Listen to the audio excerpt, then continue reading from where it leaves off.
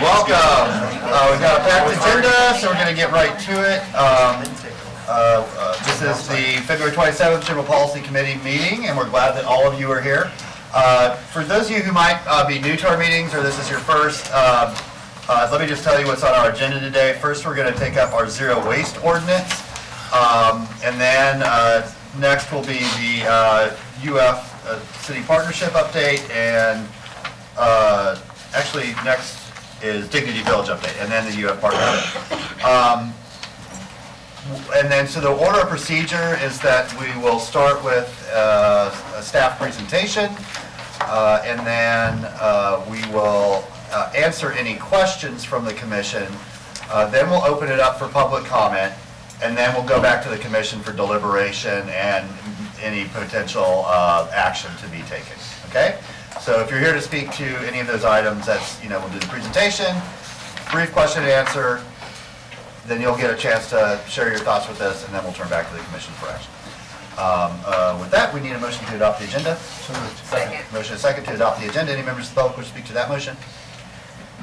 Okay, back to the commission. All in favor say aye. Aye. All opposed? That motion passes. Next order of business is approval of the minutes from the February 13th meeting. Are there any additions, corrections, or is there a motion to approve?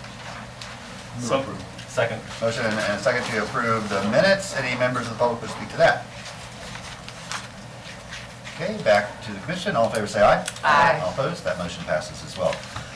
Okay, up next we have the update on our zero waste ordinance. And so, Mr. Hoffman, are you going to lead us on this? I think so. City manager's right here, but I'll go ahead and just say I know that this is the commission's item, but we did want to bring you a few brief updates. So I'm going to introduce Michael Heimbach, our sustainability manager. He's not so new to the city, but he might be new to you. This is his first 6 months. Here's the clicker. And this is, I believe, his first presentation to you. So I'd like to introduce Mike, and he'll give you a few brief updates, answer some questions, but we're going to keep it brief so as we can get to the commissioner's presentation. Very good, thank you. Absolutely, like that, I'll keep it brief, but I think you'll see that a lot of the things that we're doing in Public Works is very similar in line with what Commissioner Santos is proposing today, and we met with him quite at length when I first got here for a while, so I think we'll find ourselves a lot on the same path. So I just want to start off and just kind of give you an update. As you all know, the City Commission and the County Commission have entered into an agreement to have a zero waste plan developed. The consulting company is Kessler Consulting. They have finished task one in a draft form. It's a pretty basic overview of what we have in the community as far as infrastructure, programs that we have currently underway, and what some of the possibilities are. They have applied the EPA zero waste evaluation tool to that, so things that are typically in a zero waste plan, they can evaluate and see what we do and don't have in the community. Even though we're doing this, I think we really kind of know what to expect from that report. So there's some of the basics that are out there. So organics and food waste processing, organics and food waste makes up the largest component of our waste stream right now that really not a lot of it is being done with. There is some composting out of UF. There is what they call a micro composter here in town that is servicing some homes and businesses in town. So there is some of that effort currently going, and we can work to move and improve on that. Construction demolition debris also makes up a large part of our waste stream that isn't really being addressed. The community does not have a state-of-the-art construction and demolition processing facility. The construction and demolition debris that is being recycled is kind of what I would call cherry-picked. If a load comes in, it's got a lot of cardboard, they'll recycle it, but if it's mixed up with a lot of different stuff, it might not be. So obviously we have the Eco-Industrial Park out here by Levine Brown. There may or may not be a facility in there, but as Commissioner Santos has in some of his backup, maybe some sorting on site might be an appropriate way to go. Multifamily recycling is a struggle. We have different haulers providing different types of service in the community, and it needs to be addressed. And of course, student move out waste. Every college town deals with this. A lot of students live off campus, and there's a huge amount of waste produced in a small amount of time, and working finding ways to address that is important. As is improving the single family multi-family participation is always a challenge. So we kind of know what's coming down from that study. So we'll spend a couple minutes talking about what we're doing in preparation for that. So our collection contract is it ends at the end in September of 2021. It's one of the first things that I've done. Luckily, I've had some time because I'm not bogged down some of the day-to-day stuff when you're new. Is to really try and rework that RFP so that we can handle the recommendations of the zero waste plan. So one of the things that we're developing right now for the RFP is to have an exclusive hauler collect all the waste in town. So there are numerous benefits for that. As far as zero waste is concerned, it gives you control of that waste. You can contractually obligate that waste to certain facilities as needed. It gives you the ability to adapt and change, and it gives you the ability to just deal with one hauler to provide that service, so that makes it much more easier. Also, we have a situation here in town where you'll have one business getting service from one hauler, and then another hauler services that one. It's not very efficient. So we're looking at the greenhouse gas savings on that also. So that slides into multifamily recycling. How do we improve that? So by contractually having one hauler handle that, we can standardize the multifamily recycling program. The contract is with the city. The city can work with the property managers and the haulers to provide programs that best fit that multifamily recycling or that multifamily community. So, for example, a lot of times now it's just the carts next to the dumpsters. Well, sometimes that doesn't work. Maybe we want to put carts away from the dumpsters but still be convenient. So we need to have the ability to adjust the recycling programs at multifamily locations. We need to have a standardized program. Dual stream is the way to go, so we're going to propose that. Obviously, recycling capacity is important. A lot of people that are recycling are filling up their bins. So what we're proposing is to move towards carts for recycling, single family. The truck up there in the slide is typical of what we're going to require. You'll be able to tip carts in there. If people want to maintain their bins, they can do that. And also, we'll be able to get large cardboard boxes in there without getting them broken down. So, and that addressed that. Cardboard is the fastest growing commodity in that curbside recycling program. Where years ago, newspaper was a big thing. Barely anyone gets a newspaper anymore. So there would be no source separation? You just put No, so if you take a close look at that, there's a split hopper on there. I mean on the customer's part. We'd have one cart with everything? No, two carts. Oh, okay. And then the hopper has two segments. So the cans and bottles would go on one side, and then the paper and cardboard would go on the other. Gotcha. And another thing we're working on is developing partnerships. So we can't get to zero waste alone. So talking to contractors out there that do different things, letting them know that we're moving forward with zero waste, kind of gauging their interest in doing business with the city. One thing that we're working on up front right now is the student move out and trying to find ways to deal with that. We've talked to UF, we've taken a look at what some of the things that they're doing. We'd like to move some of those ideas out to multifamily properties in the city. We're working with the Repurpose Project and WCA right now to find a pilot property or two so that we can try some of these techniques to reduce waste from the student move out. And then finally, just kind of generally, I want to talk about improving public recycling and what's going on out there that people can kind of see in what we do. We know that we need to improve some of our street side trash and recycling receptacles. We're working on that. We're developing specifications for that. Been to a couple events since I've been here. We want to maybe improve some of the activity, the recycling at events where possible, and that includes maybe doing some zero waste events where we could bring in different partners to reduce the waste down to maybe 10% or something from events. So that's just real quickly some of the stuff we're working on. Oh, on the plastic straw. I want to give you an update on the plastic straw ban. So that went into effect, as you all know, on January 1. We sent out a postcard to all beverage providers, telling them that this was coming, giving them some options on how to deal with it. Additionally, our solid waste inspectors went to every beverage provider in town and informed them about it. We've got pretty good compliance. I know you guys are going around town, probably have noticed that it's been pretty good. There's still a few out there, so we're going to do a second postcard. That postcard's going to address some of the concerns that some of the restaurants had had.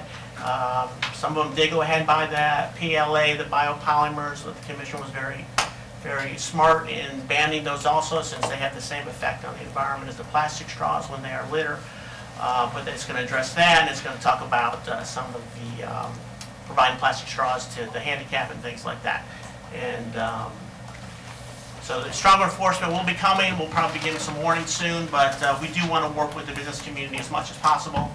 And as part of that, we're educating the businesses on some of the different options to paper straws. Not all paper straws are the same, so we have some information on maybe where you can get a better paper straw. So we are answering those. We're talking to them, why the PLA and the compostable straws aren't allowed. And then the other thing is, believe it or not, there is emerging technology in straws. There are some polymer straws that are going through testing and certification, that they do break down in water and soil. So as those products become available, we may come back to you and maybe want to tweak the ordinance to provide more options to the business community. That's all I got. And I think yesterday the county passed the beer ban to go Yes. into effect immediately. So that was helpful. Yeah. Definitely thank you for that. Okay, thank you very much. I appreciate the update. Commissioner Santos, you want to? Yeah. Is it yours? Yeah.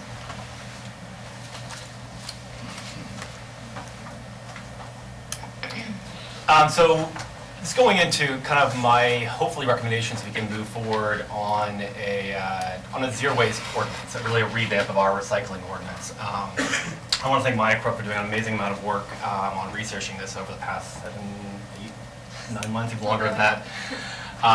So this is a brief overview. I mean, there's a lot of different areas of recycling and getting to all the different areas.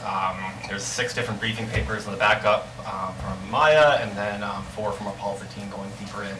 So answer any questions you want on those. I don't really want to get too in depth today because we lost to be for hours.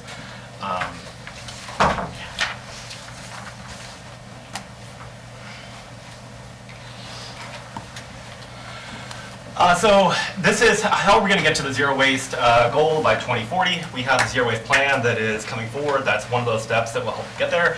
But we have to, in essence, kind of change what we're doing both in a regulatory, education-wise, and that we have to start taking those changes now. When we talk about zero waste and how that will help reduce landfill usage and reduce litter and just waste in general, there's an amazing amount of savings that can come towards reducing greenhouse gases.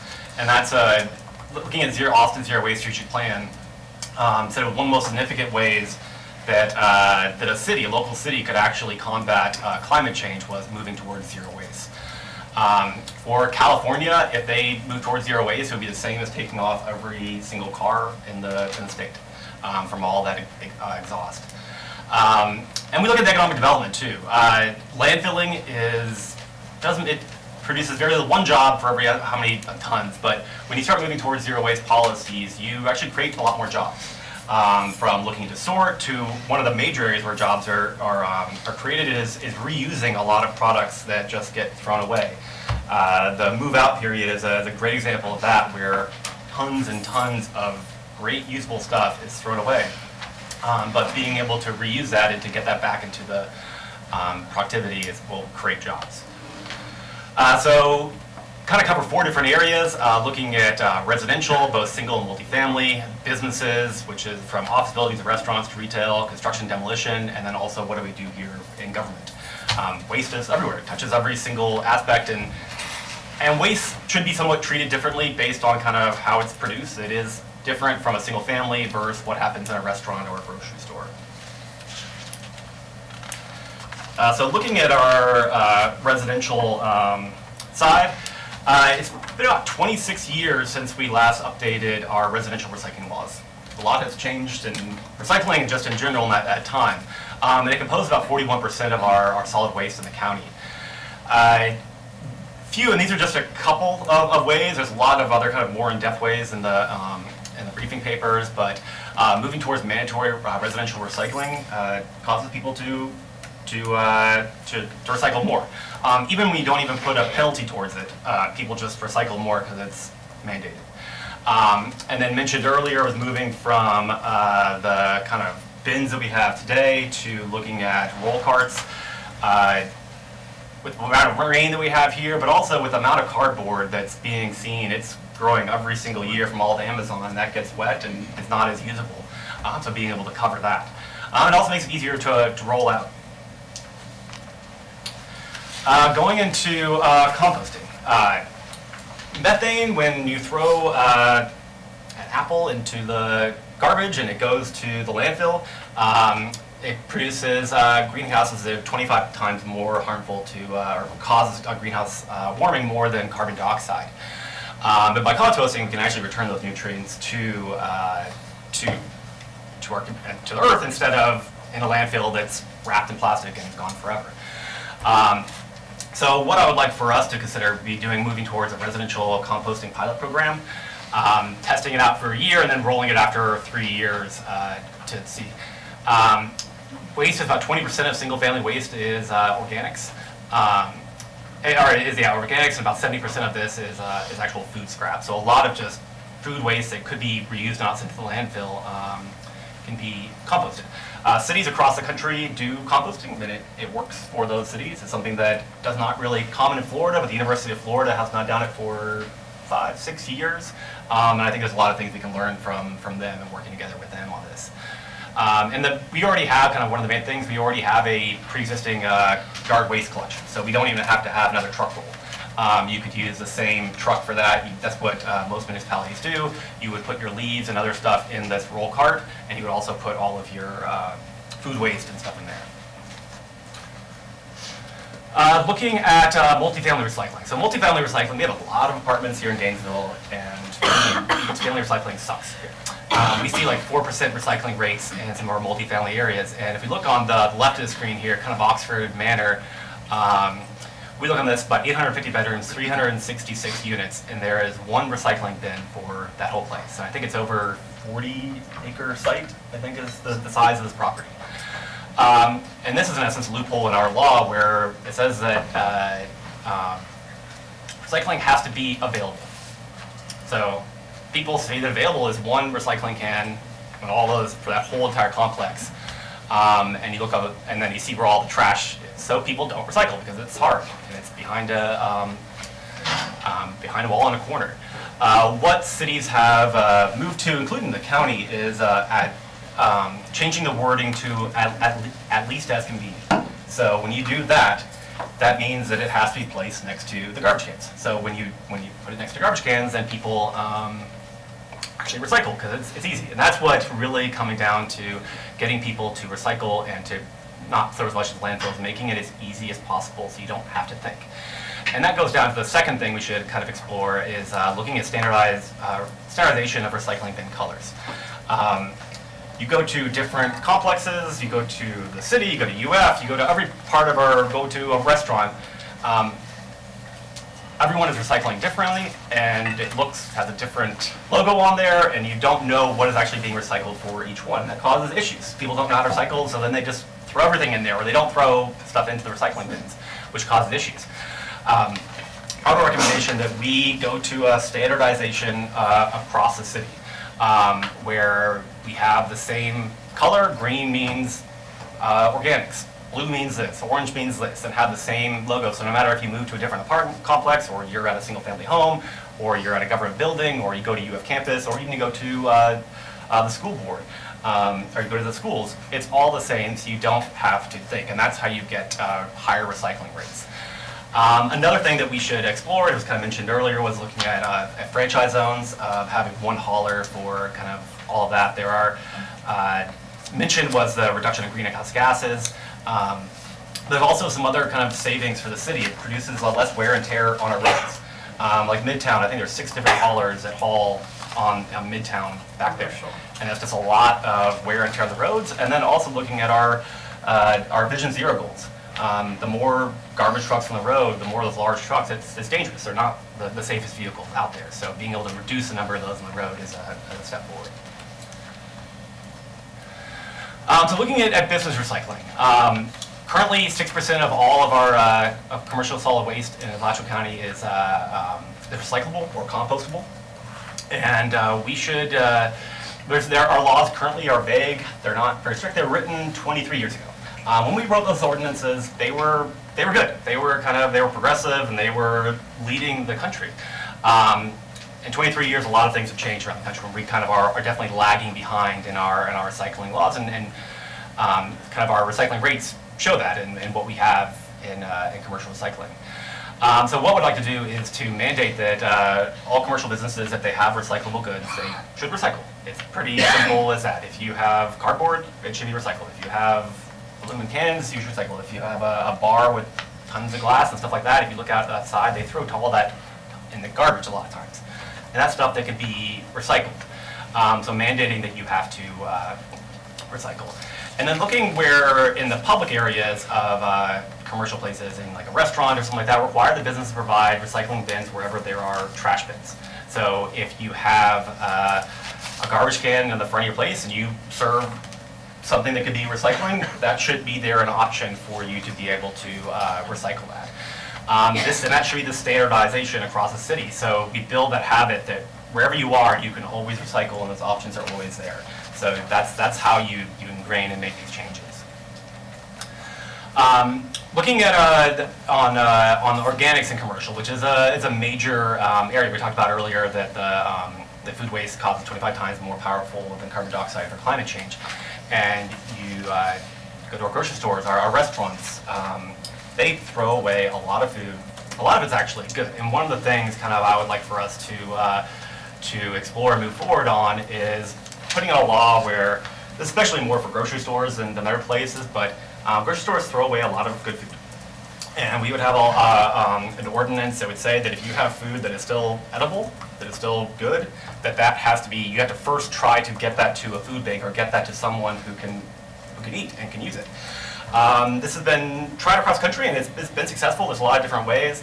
Montgomery County has an interesting one where they have an app. So say Publix says they have a crate of apples that no longer, they can't sell it anymore. It doesn't meet their standard, but it's still edible. They press a button, and then food bank says yes, they want it, and then once that kind of connection is made, it goes out to the community, and like an Uber, they can say, yeah, I'll pick that up and take that over there. So you can say, I want to help, so you see this pop up, and then you take that from the grocery store to the food bank, allowing this edible food to be used, and helping dealing with our hunger issues in our community. The next tier down would be, there is food that's not edible, and that should be composted. There is so much waste of just old food that just gets thrown away, and cities across the country have mandated that places that serve food, restaurants, grocery stores, if you can't give it to someone who needs it, compost it. Kind of on the west side there, it's even Ed Bilarski's Did You Know?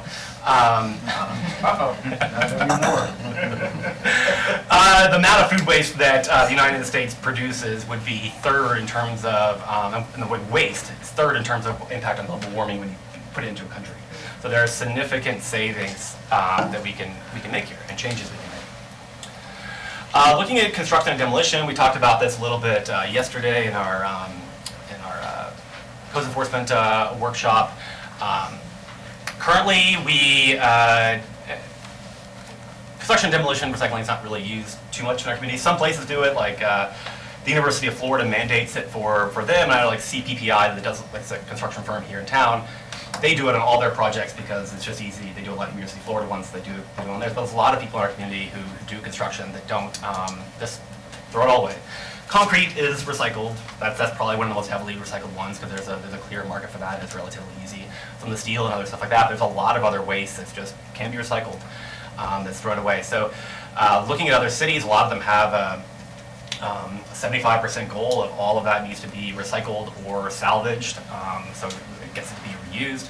Another thing that other cities have been exploring is for the destruction of kind of older buildings and historic buildings, which do get old and they do get taken down, is to mandate they be salvaged. So Portland here says buildings that were before 1916, if you were taking them down, you had to hire a salvage company, and they would go down there and take out the bricks and take out the wood, and then that would actually be used for resale and be able to use it, and not just kind of letting this all go to waste. That would be something else I'd like for us to explore as well. Looking at on the government side and us, having a green purchasing policy, I know we have some drafts on the general government side, but really having one for the city, moving us towards more environmentally friendly products. Cities across the country have these and they work well. We're seeing change happen. Another thing is mandating, so we have our ensuring that our employees are moving towards zero waste at all. So as departments have goals for reducing waste and making sure they're following kind of zero waste goals, that'd be part of their, for a manager, part of their evaluation period. Did they actually follow those goals? That's how I think you can make sure that people are abiding by them, is putting that in part of their evaluation process too. We should also, if we're going to ask all the commercial places to have recycling bins, we should do that too. You go around our city into parks and other places, and we have mass inconsistency with where trash and recycling is available. But have that wherever we have a trash can, we should have a recycling as well. The University of Florida does a good job of this, and then we should also look at doing composting bins as well. Many cities have done this in their higher, denser areas. I would like for us to pilot that in areas where people do have food.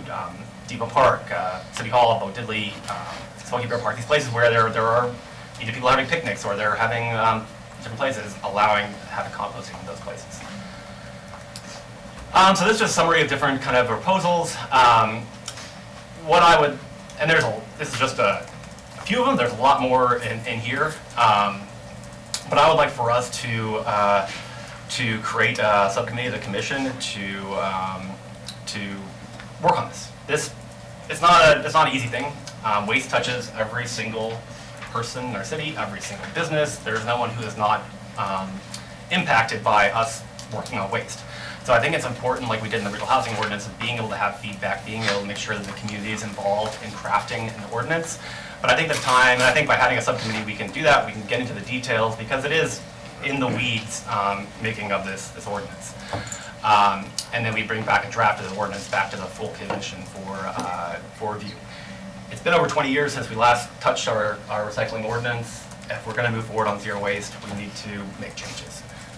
So happy to answer any other questions, or to either back up with this, or we can. Awesome. Thank you. Thank you both for all your work on this. This is obviously a lot of time's gone into this. It's very thorough, very helpful. Are there clarifying questions for the commission before we get public input and turn to deliberations? Yeah, go ahead. Thank you, Mr. Mayor. What length of time are you thinking about for a subcommittee? I was thinking 4 to 6 months would be kind of the max. I think there's enough time. I think that's enough time to go into it and to do it. I was thinking it would start in late April. I'm gone beginning. We have election, and then I'm gone beginning of April. So late April, early May, I think would be a good time for us to start it. So if we do 6 months, that takes us past, takes any recommendations that's early in the ordinance way past the fiscal year 21 budget. So we'd be looking at making changes throughout the course of that fiscal year and getting ready for the 22 budget. Yeah, I think there's other portions to. I think there's things that can come back sooner. It's not like as we can see, like construction and demolition. It can be ported. I mean, it's all maybe one ordinance, but it can be packaged up into little portions. I think areas that we should kind of move forward on quicker are some of the franchising options. Do we want to actually move forward on having a commercial hauler, because that RFP is coming out? If we want to move forward on composting, that has to be a part of that hauling contract. So I think there's a few things that need to be kind of front-loaded, and those that you can go back to the commission a little sooner to see, do we really want to move forward on doing a residential composting program? Because that needs to be put into the hauling contract. And not that this has ever been a hard and fast rule, but we are technically in the second year of a 2-year budget. So really this year is supposed to be fine-tuning and adjustments based on our expected revenue. It doesn't mean we can't change, but that is the idea of a 2-year budget. And I think it would be the committee's responsibility to look at those things that would have an immediate budget impact and sort of take those up first so they can be included with our deliberations in June and July. And a lot of these are actually not budgetary. I mean, they're enforcement actions and they're changes in regulations, and so not everything of this has a budgetary impact. And also, I think a lot of these should be spread out over years. We shouldn't just go buy 70,000 new carts. That's a big capital expense. We should spread that over kind of a period of time. So there will be budgetary impacts on some of them issues, but some of them won't have a budgetary impact. And that's going along with that line too. You know, in the 4 months that you're organized, you could be looking at which are the things that are already in motion, and maybe a lot of it isn't really budgetary as much as it's the messaging that can be picked up on things that are already available. And the committee could look at, you know, what can we move first? And there's a lot you could do in 4 months that could then be continued for decades. Thanks, Cal. Yeah, first of all, thank you. This is amazing. This is really, really good work. Second, how frequently were you thinking about the committee meeting, subcommittee? Probably every 2 weeks. I think that's what we did on the housing committee. And I think that was, Get it in and get it done. yeah, it allows you to kind of have that faster iteration. How frequent do you want it to be so you join it? Let's get to the brass tacks. Yeah, we don't have to make a decision on who's on the committee today, it could be later on too, but yeah, I mean, the food is a major portion of this, and that's where, how do we solve those issues and make sure those programs are implemented correctly. Okay. Yeah, question. I really want to see more detail on the food waste aspect of it, because I think that's a part that is absolutely overlooked. And you know, I even had a meeting with a gentleman who claims to have come up with a software whose capability is able to help organizations, governments, and restaurants figure out how to only serve what is needed. Because a lot of times we have events where we have all this food, and if people don't take that food back, sometimes it just gets thrown away, and that's a huge waste. And of course, that's not what we're talking. We're talking about commercial waste, but it's all part and parcel of the same message.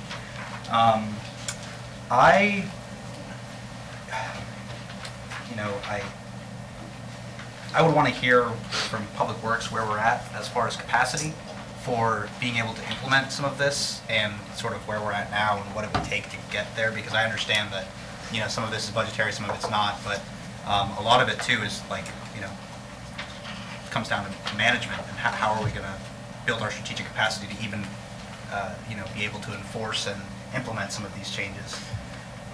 As far as my thoughts on a committee, I think the rental housing subcommittee worked pretty well.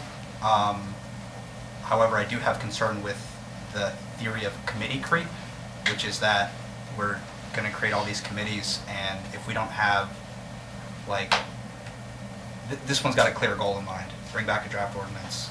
But, for example, the Digital Access Committee was sort of morphed from another idea, another goal, and now it's almost a standing committee. And I don't want us to get into a mode where our method of legislation is, you know, these quasi-standing, quasi-ad hoc committees. I'd like us to get a better handle on that. So, and we haven't really had a discussion as a commission as to, you know, because we have had many subcommittees be formed, and I don't think as a commission we've had a discussion about whether that's the direction that, you know, we want to keep going or anything like that. And maybe that's not the conversation we need to have today. But I do have concerns about committee creep. Okay, thank you. Okay, members of the public, we'd like to invite you, if you'd like to speak on this topic, just come up to the lectern there, let us know who you are, and you'll have 3 minutes. When you have 1 minute remaining, a little yellow light will come on, and that's just your cue to start winding your comments down.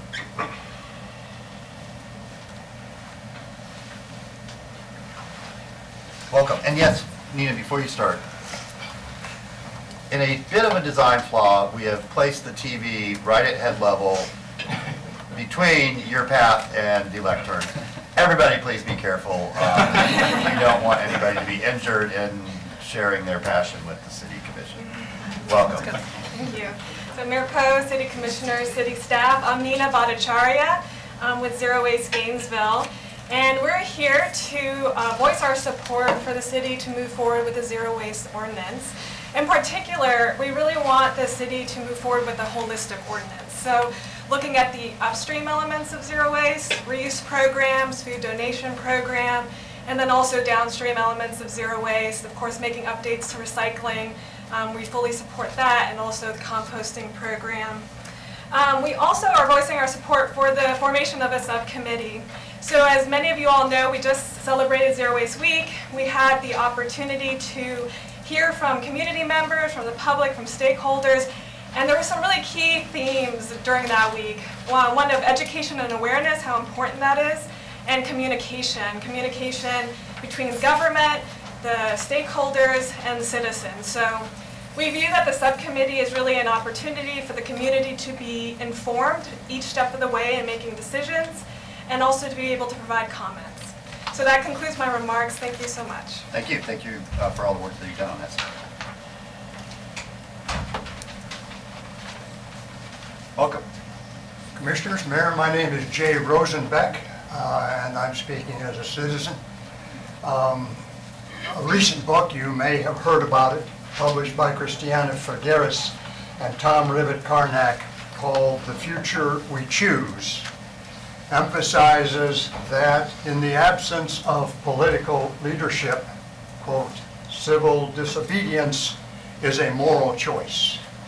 What's so happy about today is that I think the citizens of Gainesville can make a different moral choice. We can make the moral choice of civil obedience. I want to say just one thing that, in a sense, reinforces what Nina has said. Nicholas Stern wrote a very interesting book. Maybe some of you have read it. It's called Why Are We Waiting? And it's about climate change. And he reminds us that climate change communication, including communication about zero waste, must utilize language that resonates with the values and emotions of the citizenry of the listener. I introduced that quote only as a stepping stone toward also supporting the notion of a subcommittee, of a group that will seek input so that we can, you can as a legislative body, we can as environmental activists support not only the techniques and the processes, but the language around such an issue, which, as you know, can be divisive. If we are to find out as much as we perhaps need to for effective legislation, we really need to sample in depth the values, fears, goals, aims of our citizens. Thank you very much. Thank you. Can I have the next speaker, please?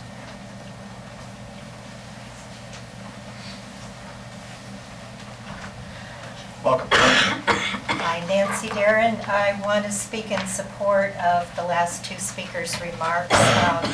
I think that this is such a hugely critical topic that the holistic approach and a subcommittee on this is very valuable. It integrates into so many other things.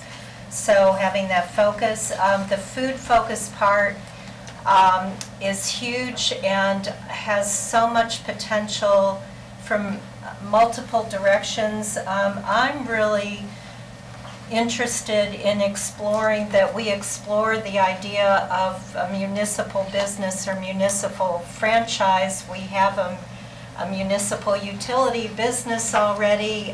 The food piece, to keep locally to replace nitrogen fertilizer, which the county has already taken steps toward, to support our health and well-being, and in the face of fewer and fewer supports from the federal, the state governments, and knowing we need to radically change because of climate crisis, to have some basic public enterprises and have local businesses that can be intertwined with that, I think would be worth exploring as part of this. Because GRU is such a treasure, and the whole utility industry's changing. We're facing climate crisis, and this is a place where we could really protect ourselves and have a lot of security. Thank you. Thank you. Can I have the next speaker, please?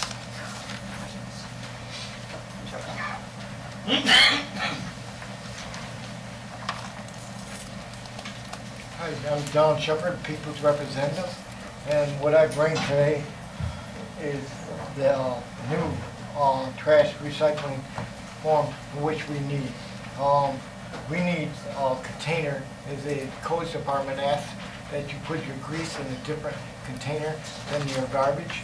Well, if we don't have something to put it in, we're putting it in glass jars or plastic jars to take and then putting it inside the garbage. But once you take and dump that, then the glass jar busts all over the side of the trash can or busts on the ground and doesn't take and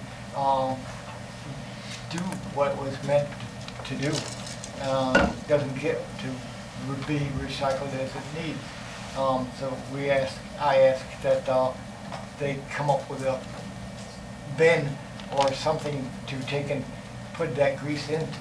Also, I'd like to take and show this here. This here is political election chart for the finances of our city and our country. And this here shows that we need more help with our city so that we can take and have a better city. The people have been misled by the Democratic Party way too much, and as a Trump supporter and as a citizen, I think it's in our best interest that we get guided in the right direction. And I don't see how that's been happening when we have a stock portfolio as this that shows up in our paperwork that doesn't represent us. So we need better representation as far as our trash in our world. Thank you. Thank you, Ms. Shepard. Next speaker, please. Hi, I'm Gina Hawkins. I'm the Executive Director of Keep Alachua County Beautiful, and I also serve on the statewide board for the statewide organization Recycle Florida Today, also faculty for the Solid Waste Association North America, and specialize in waste reduction. But first, I just want to applaud you for moving ahead into the next phase of reducing waste and being a leader. Gainesville's always been on the cutting, if not leading edge of waste reduction, and hopefully this will not be too painful. I had a couple of questions. I mean, the committee sounds great. Looking forward to seeing that. As far as the green purchasing policy, there was one in the comprehensive plan. I don't know if it went away since I left the city in 2010, but there was one once upon a time. Another issue that you raised was about mandatory recycling. Most of the literature I've seen was that mandatory did not substantially increase recycling in the residential sector. Commercial is a different beast. Also, institutional organizations, agencies, state agencies, municipalities, they fall in a different category too. Also, the commercial side. I just spent 2 days running around the Heartwood Music Festival, turning that into a litter-free event and reducing their waste, picking through all of the garbage, and it became very clear to me that the food trucks have been kind of overlooked in this process. They're a growing segment of the business sector, so hopefully we can address that with the committee work that's going to happen. But thank you. Appreciate you moving ahead. Thank you very much. Can I have the next speaker, please? Would anybody else like to speak on this topic? Okay, turning back to the commission, Commissioner Simmons. Thank you, Mayor. I just have one question. Looking through the research for, in 2009, the county and the city partnered and did a study, a piece of, with the University of Florida Engineering Department, and the study was released in 2010. Do we know what were the recommendations from that study? I know we are doing another, I think that was the waste audit, I believe. Waste and I think composition we- study. Yeah. There's gonna be another one next month. Okay, and who, are we partnering? How is that gonna be done? Yeah, Alachua, I think, is working with UF on that, so we'll go out and observe and So participate a little bit. Will we partner with them, or Yeah. they, okay, so. Yeah. I think you've done a great job in getting all the data and the research together. My concern is, again, and I think that's a lot of folks' concern, is the communication and the marketing and the education aspect of it. Clearly, we need to address the lack of ordinance that states. We need to look at how we recycle, reuse, and things of that nature. I also want to really focus on the multifamily area. Again, we have so many apartment complexes, and you're right, you hardly ever see a recycle bin. I think that's will help us be more efficient in trying to combat zero waste. In addition to that, I want to be careful in how we approach this in certain communities, and making sure that our elderly and folks that really don't understand feel comfortable in the change if change is needed. You know, and I just want us to make sure that we have the right services in place, the right people in place to make sure that the transition is okay, and that people don't feel like this is mandatory, this is mandated, you have to do this. Because then I feel when you approach it in that manner, you're going to have pushback. And I think that's where the education is going to have to really take part and play a big role in moving forward. I'm also in favor of a subcommittee. I think that's when everybody can come together, all the stakeholders, everybody can come in and then talk about what issues they have and how we can come up with solutions. I'm interested in being on the subcommittee. I think that's important moving forward, especially to the communities that I serve and I represent, making sure that their voices are being heard and they have a seat at the table, because I really want to ensure as we do move forward that everybody have a clear understanding of what we're trying to do, why we're doing it, and also let them know that we're here to assist them in the transition and not be, you know, just so forceful with it. Again, I think the research is great. And like Gino said, just look at the food truck. We really have to start looking at other industries and businesses that are up and coming and growing, and don't leave those folks out. But I think you have a good staff. You have some great research folks with you, so you've done a great job. Thank you. Thank you. Thank you, Mr. Mayor. Education is how you get it done.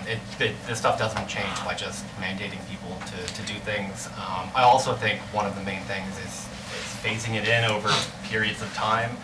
That's something I think is a much more kind of effective way, so people get used to it and then it just becomes normal course of action. There's some other things, talking about like kind of lower income areas, I think I would like for us to explore. Some jurisdictions have had, I would like for us to look at how, because the cost of trash, I mean, the cost of trash is costly. It's one of the kind of the bills on the GRE bill. But looking at how do we maybe have a lower rate for lower income in that area, but also looking at how do we actually reduce the cost of it too. Some jurisdictions to reduce the cost have gone to picking up every 2 weeks. Some people don't, like an old woman or an old person in their house by themselves, they're not producing a lot of trash. They probably don't even need it picked up every week. And we used to have trash picked up every day, and we've kind of gone through that every 3 days. And the world is always ending whenever we change it, and then it's actually fine every week. One of the big things is having, if composting is picked up every week, your trash doesn't really smell anymore, doesn't have any issues. So you could have that go every 2 weeks or something like that. And I think those are ways to explore of how we can actually reduce the cost of solid waste pickup for our residents. So I'd like to make a motion that we move that we form a zero waste subcommittee of the City Commission that will start in May and end in November, with a mission to explore zero waste policies, gather community feedback, and bring back a draft zero waste ordinance to the full commission. Motion second. End in November, can you maybe, like, say by the end of November? By the end of November, November Yeah. 30th. And by November 1st. Commissioner Ariola. Yes, this will probably be something for the soon-to-be formed subcommittee to address, but University of Florida should be a huge Yeah. partner in this. The waste on game day is out of control, and they've got to be a huge, huge part of this. They're on our agenda, so they'll be part of that discussion later. And there's student bodies into it. I mean, there's no bigger advocate. Every year I go and talk to the sustainability, every semester I go and talk to the sustainability class, and this is very top of mind. I mean, they want it, not only do they want us to do something, they want to help. Like, they want to jump in and say, what can we do to make this happen? So yeah, there's a lot of opportunity there. Yeah. Thank you, Mr. Mayor. Obviously, the county needs to be a big partner too, because everything particularly the recycling, we need to understand what the path is there and how that's going through the resource recovery part and what opportunities we might be able to help create for new local businesses with the county through that process. That's something I'm very interested in pursuing. Excellent. I definitely support moving forward. Just one second. I feel like you're going to be able to make quick work of this because of all the research that's been done already. I mean, you're starting with such a solid foundation here. Now that we have professional staff that's able to assist you, that's going to really make a huge difference as well. So my ask of the committee, first of all, I love the idea of a rollout recycling cart. My wife is kind enough every week to roll out the trash can. But leaves to me the opportunity to take out the recycle bins after a good rainy day. After a good rainy day or two, it's I'm getting old, man. Is what it comes down to. What I'm going to ask of the committee, though, if you would please, in your first or second meeting, try to get a professional staff analysis of any potential fiscal impacts so the city manager's office can consider those when presenting a budget document to us. And well, I think we're going to get something in June, perhaps, maybe. Not that we have to decide to fund them or not, but just that we're, I don't want to get to October 1st and then all of a sudden say, wait, we didn't budget for this next thing. And then also, I think this is a really good opportunity to apply that equity lens through all the decisions that are being made and something that's really focused and is a community-wide initiative. And so, I think working with Ms. Marshall's office and I'm smiling, what do you call it? Not volunteer. Voluntold. And then I think also, kind of going to Commissioner Simmons' point, involving Ann Wolf and her engagement toolkit, because that's ultimately, the sort of wonky details, I have complete confidence that we can work out something really, of the highest standard. It's that forward-facing that's going to make the difference. And so, and I know, and I think, don't want to speak for Ann, but I think she would be excited about this. Like, this is the type of really positive engagement that that she has been working towards. Instead of putting out fires or doing damage control, working on something really positive. So that's my only ask. But I'm really excited and really thank you so much for the work. Dan, you wanted to add a couple points? Yeah, thank you for the comments about staff. I think that's one thing we definitely can bring to bear now. We've got a bunch of folks who have been around the block here in Gainesville a while, know the system, Mr. Mann, Mr. Joplin, some fresh faces like Mr. Heimbach, folks who have done this work in other places. That being said, kind of to your point, obviously the solid waste fund is not limitless, so we would want to get a sense for where some of the costs might lie. For example, with the community food rescue program that you cited, the cost was not the app, the cost was actually the system and the infrastructure in the community to train volunteers, buy vehicles that have refrigeration capacity, buy extra freezers for the local food bank. So it was the hidden costs of the system that really were the hit to the jurisdiction. So, and we didn't really realize that until we actually had started the program. So getting an assessment for what the system looks like in Gainesville for these different types of programs, I think will be helpful for the subcommittee so that we can accurately estimate what the impact would be. So, because like I said, the solid waste fund is not limitless. But as you saw earlier in the presentation, we're already doing a lot of things and have the capacity to do some of the things that scratch the itch here. So we're happy to have that conversation. And education was brought up a couple of times. There are some jurisdictions, ones that are not remotely local at all, that divide their trash into 8 different sections. We asked about contamination rates, and well, they said they don't have any because they've been doing it for 25 years. So a generation has grown up doing it that way. So zero waste is not going to happen overnight. It's going to be a generational change for us to get to that point, but we have to start somewhere, obviously. Yeah, excellent. And we're so fortunate to have people like Gina and Nina and Amanda that know so much about this. And I know you all aren't going anywhere. You're going to be embedded in this, and so it's just we have so many awesome assets that I'm just extremely hopeful about a relatively quick turnaround. I'm not trying to put my boot on you or anything, but the sooner we can get it back and get started, the better. So I'm really excited. Okay, all in favor of the motion, say aye. Aye. Opposed? That motion passes unanimously.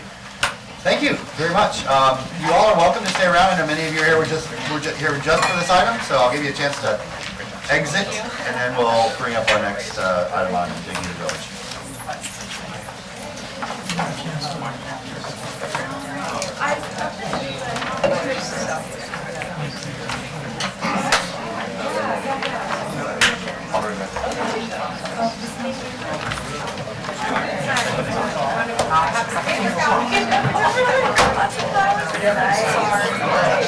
It's just that most of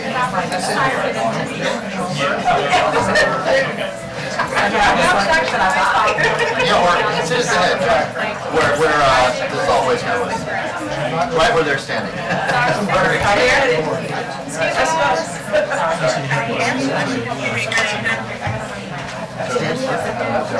Oh, is it?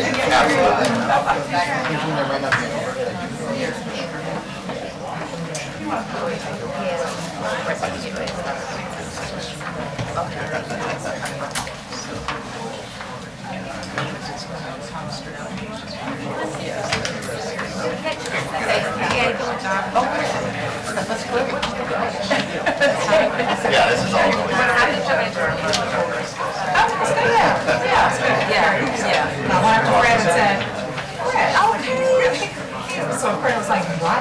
Okay, let's go ahead and move to our next item, an update on Dignity Village. But before we do so, I just learned some very important news, that it is our Assistant City Manager, Deborah Bowie's birthday. And so let's sing it like you mean it. Please stand. Left arm, left arm. Happy birthday to you. Happy birthday to you. Happy birthday, dear Deborah. Happy birthday to you. I'm sufficiently embarrassed now. My office Sorry. All done out of a place of deep love and respect. This is my excitement for today. Thank you very much. I just wanted to just some few opening comments before we roll into the presentation. And I want to start by saying, so we're excited to be at this point to give, and I know it's a little hard to hear in the back of the room, so I'll try to talk a little loud, to give an update both to you, this body, and to the public about the closure of Dignity Village. and where we are with the plan to find housing for everyone, permanent supportive housing, and then just homeless services in general. I do want to make mention of just how far-reaching into the organization this effort is, and that is Public Works, Fleet, GPD, GFR, Park, Recs, Cultural Affairs, Facilities, Risk, Housing and Community Development, and absolutely our executive team upstairs with Jessica Krauser, Zanny Lynch, and Dee Kirchman. All of these departments and people at some place in the pipeline have touched this process, right? When people call up here, we go to the departments. So I just want you to know it's really been all hands on deck to deal with the challenges. And so I'm very pleased that all of our departments really have taken this as part of their charge. No one has pushed back and said, this isn't my responsibility. And so I know that John had planned to recognize the staff, but just for the sake of the conversation, it takes many, many people in this effort. And so with that, I'll turn it over to John Carmine to give you an overview. And then, of course, I think he brought some additional copies for the public at this table for those who want to look on when we get to that place in the PowerPoint. Thank you, Ms. Ray, very much. John, welcome. All right, good afternoon, Mr. Mayor, members of the commission. Well, Deborah stole half of the people I wanted to make sure that I thanked, but this has been, I think, the most productive partnership that we have been involved in, and I'm happy to report that you'll see the success of that in just a minute. So in addition to the folks that Ms. Bowie mentioned, certainly you, unfortunately for you, get to see my face a lot talking about this, but I'm only here because I've got a team of people who are carrying out this work all day, every day, and so I wanted to just take a minute. Most of us are in the cheap seats way in the back, but our Director of Shelter Services, Jeff Gruber, back there is Courtney Jones, our Dignity Village Project Manager, Chris, Jerry, and Jared, also our Dignity Village Outreach Team, and sort of our unofficial other piece of that team is Helen Strain in the back, who is your Dignity Village Project Manager, and we have just worked so well together, and it's been a real privilege to be able to do this. John, can I get all of you, everyone that you just called, could you just stand up and so everyone can see you, and can we thank you?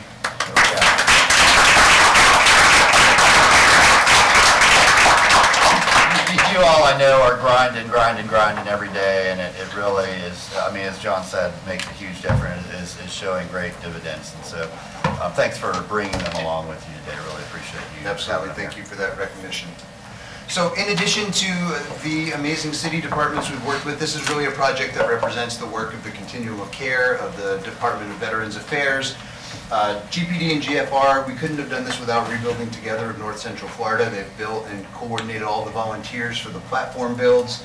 The Wagmore Foundation, the Home Depot Foundation have both been instrumental in this, and then again, the team at Grace. So thanks for the opportunity to tell you a little bit about what we've gotten done. Is there a clicker? That clicker here? I would like to just briefly go through the project background and bring you up to speed on how we got here. I will note that there are a couple of charts in the presentation that were current as of the time backup was submitted. So what I've handed to you today are the most current charts, and again, for folks in the back, there are additional copies of that chart over there. So this whole project started with approval from the City and County Commissions in May 2019. And once funding was approved, we really began work on the roster and figuring out for the first time who was really living in Dignity Village, how many people were there, and what their needs were. And that was also a full community effort. On October 1st, we closed the Dignity Village roster, and at that time, there were 222 individuals on that roster.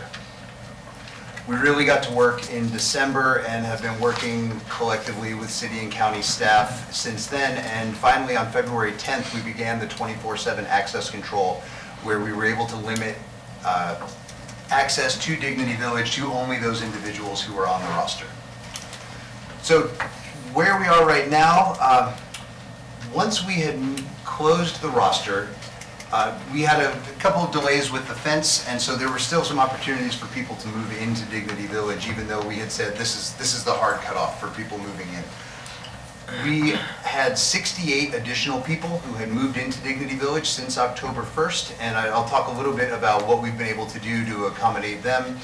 We have been able to prevent any access to non-Dignity Village residents since the beginning of this month, and we were able to offer some overflow shelter to folks there who had been living there but not on the roster. So in the end, on the day that we showed up and said only Dignity Village residents are welcome here, you can no longer stay here, we were also able to say to each of those 68 people, we will, however, open up an overflow shelter at Grace. We did not displace anybody. We did not have to turn anybody away or tell anybody that they did not have a place to stay. We are now looking to Monday for opening up our on-campus campground, and then looking to April 6th. On or after April 6th, we will have Dignity Village closed once and for all. To talk briefly about the project benchmarks, when we had initially presented this to the city and county commissions, we had set our goal that 6 months after the fence was completed, we would have reduced the roster by 50%. 12 months in, we'll have an 80% reduction in people on the roster, and then within 2 years, we would have provided housing opportunities for each person on that roster. Of the 222 people who were on the original roster, 120 as of today remain. That's 46% of the roster that has either been permanently housed or has left town already to date. Of the folks who are permanently housed, that's 62, and I want to make sure I give credit to the other agencies that we've worked with. So that number of 62 includes a lot of diversions by Grace staff, includes a lot of housing placements by Grace staff. It also includes 3 housing placements by the U.S. Department of Veterans Affairs and 2 housing placements by the County Social Services Department.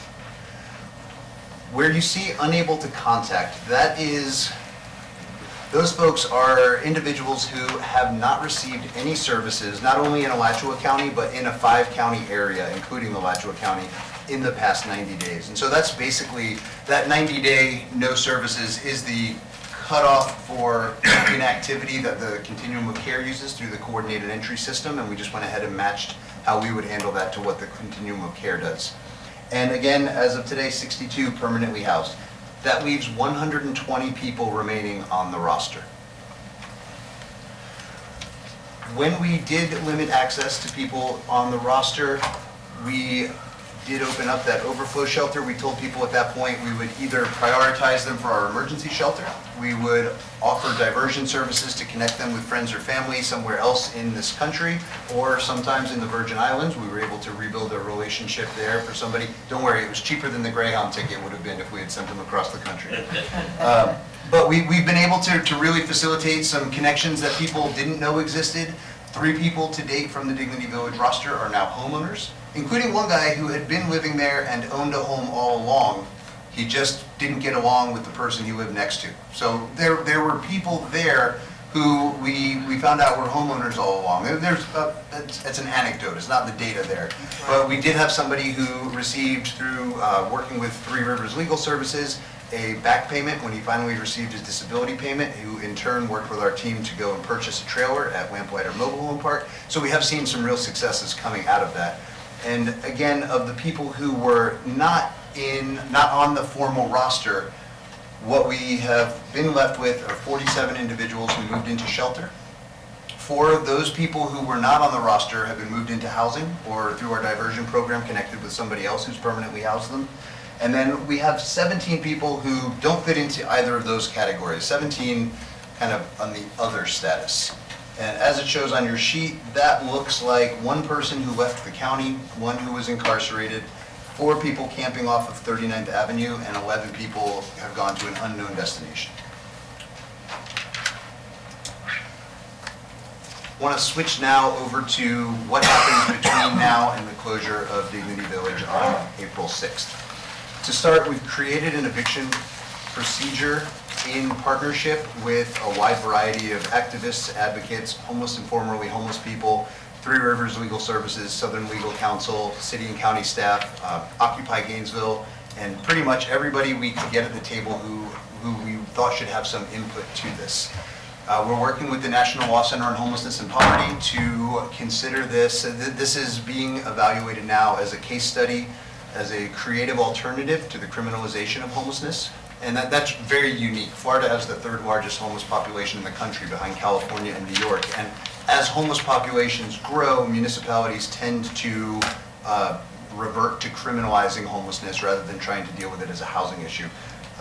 Gainesville is being looked at as a bright spot against that trend, as creatively finding alternatives to criminalizing homelessness. So we continue to work with them on that. And in this eviction procedure, The overarching goal for us, for the folks who are living out there, for GPD, and for everybody in between is to find a way to close Dignity Village with no arrests.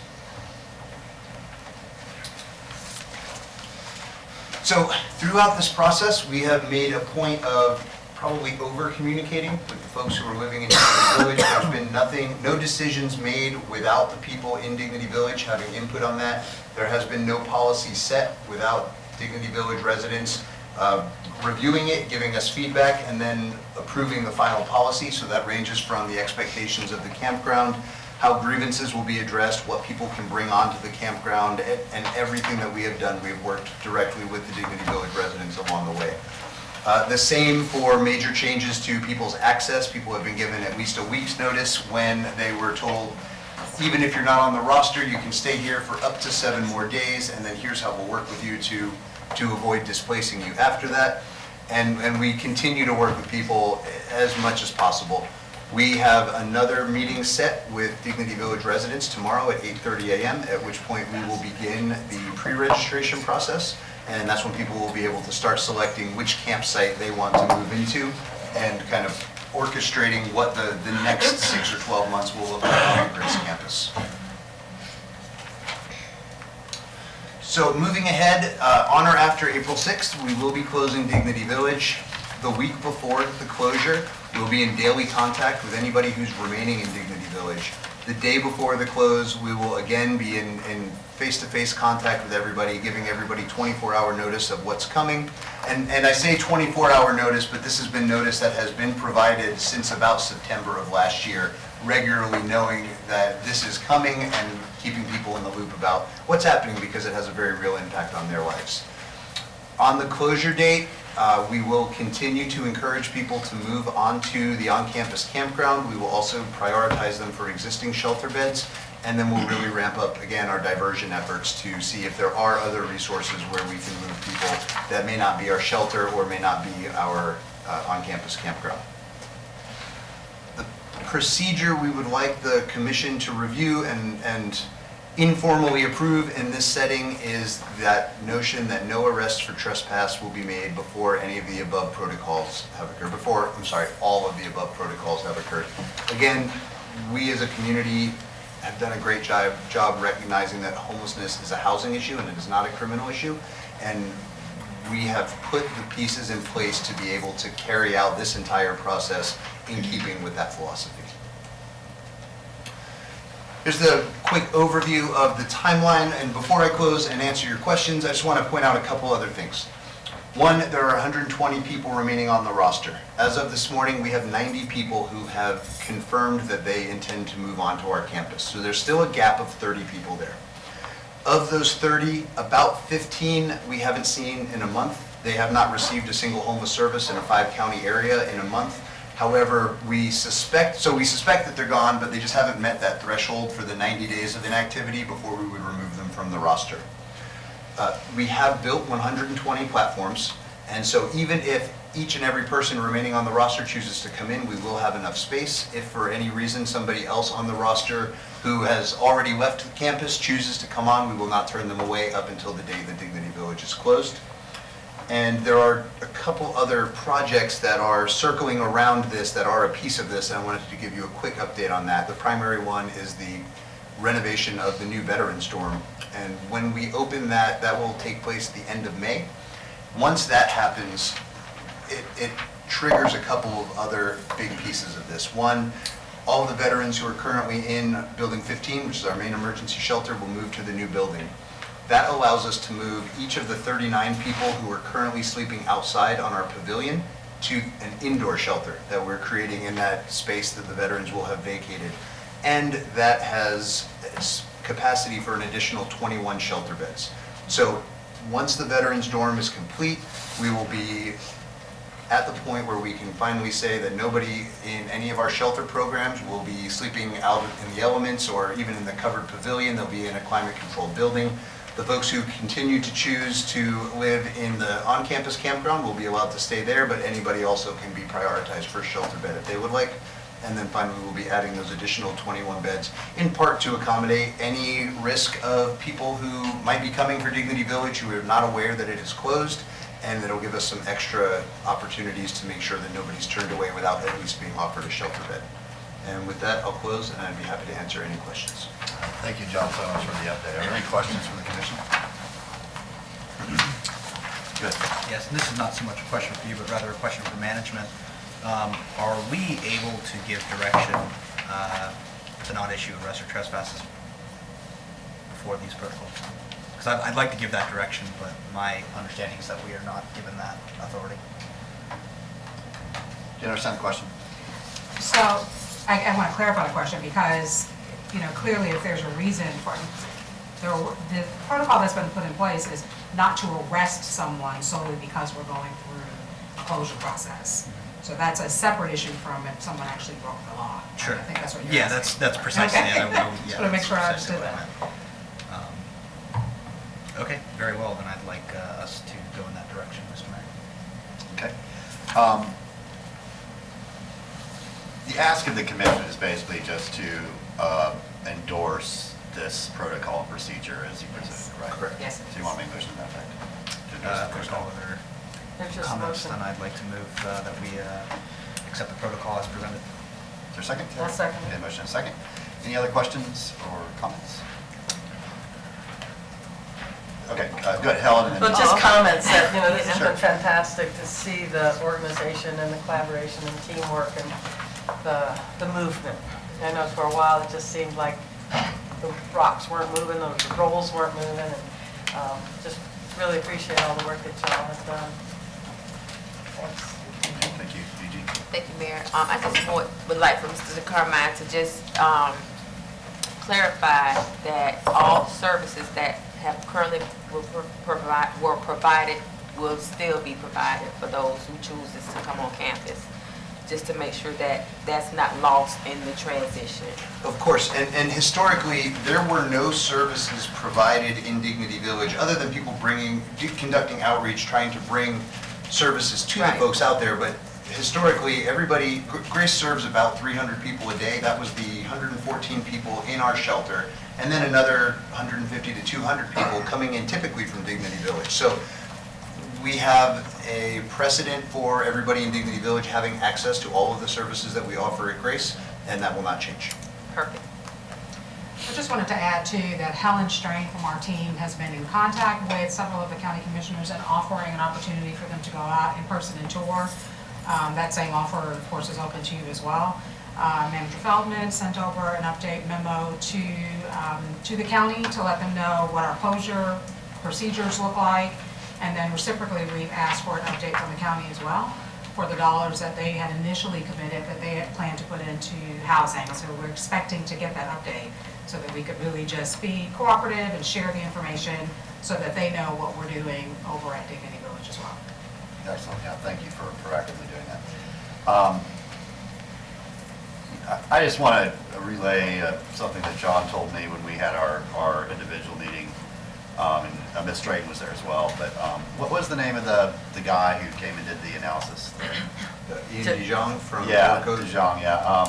John was just sharing, so this guy has looked at hundreds of encampments and shelters all across the country, and there's a definite sort of arc where these sort of informal gathering places reach a critical point where beyond which they just turn into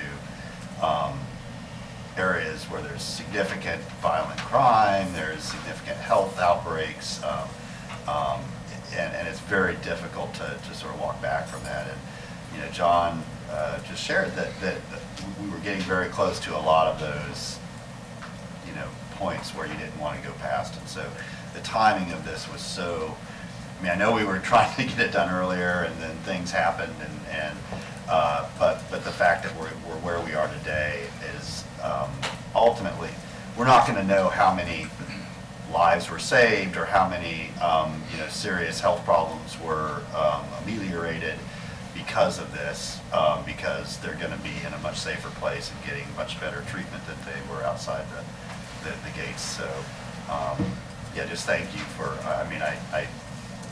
it can't be undersold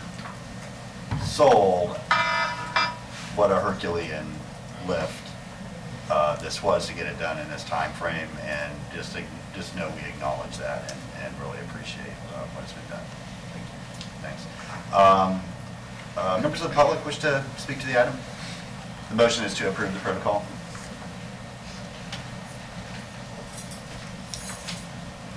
Watch your head. Mr. Shepherd, welcome. My name is Donald Shepherd, People's Representative, and I vote that we do move forward with this. Years have passed, many years since John has been a manager out there, and people only seen the money being wasted. The years have passed, and where's record of what money had been spent to save the people that came there?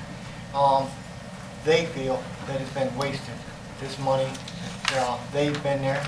There's a gentleman named John that comes here to the meetings, and he's been there since it's been open. And where was his help all along since then? This is what should definitely take and stand in the hearts of those people that are representing this, because this here is a move forward motion towards to help those that are left there, that are helping to make this program work.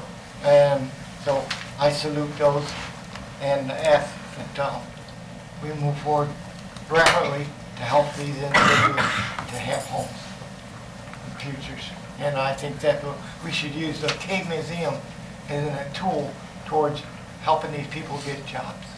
Thank you. Thank you. Anybody else wish to comment on the motion or the item?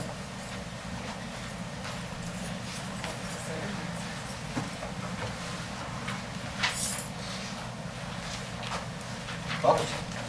Hi, I'm Kimber. I am a social worker that works with homeless people. I come to you today as a resident of Gainesville. I want to first thank John and everyone that's collaboratively been involved in this effort over the last nearly year, especially the outreach team who have used their due diligence for that community out there. It's been really impressive.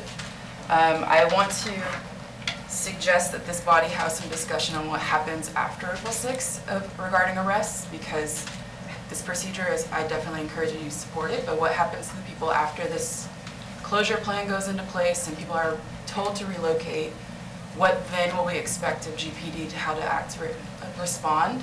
When we're talking about trespassing, we're talking about a person's right to exist. If you're telling them they no longer can exist in this location, this body should be prepared to figure out where they can exist in this community, especially if it's not regarding an agency that we're talking about like Grace. If we're talking about just existing downtown where people are going to relocate, where can they be? Secondly, John has shared that people are going to move into the campgrounds. I'd like to remind this body that doesn't mean they're going to stay there. They can again relocate to other places. The land that they had lived on for years is no longer available, so prepare to see them.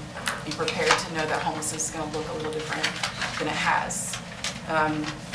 Also, the bright spot that John mentioned by the National Law Center doesn't mean that they're going to stop looking after April 6th. They're going to be looking at what the city does, what the county does, what GPD does, what Grace does in that case study example of how to close an encampment. They're not going to be done after April 6th. And then I'd suggest to John, and we'll talk about it, but in this procedure policy, don't just use your staff, use every agency that we have to do that rapport building with people that aren't moving, because it's based on relationships. And then, so the people need to be able to be at a location, they need to be able to exist somewhere, they don't need to be required to go to a shelter, be participating in a housing program.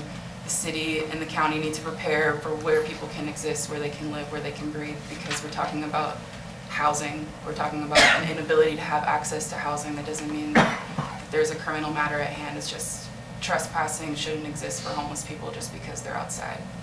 Thank you. Thank you. Anybody else like to speak on this issue? Anyone else? Last call.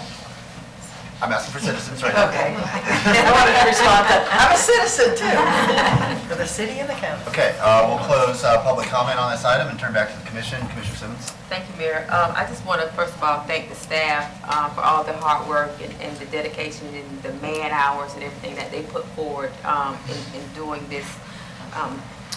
This has been, like you said, just a heavy lift, and we really got involved. And I want to thank our police officers, our firefighters, our staff, everyone that played a critical role in handling Grace.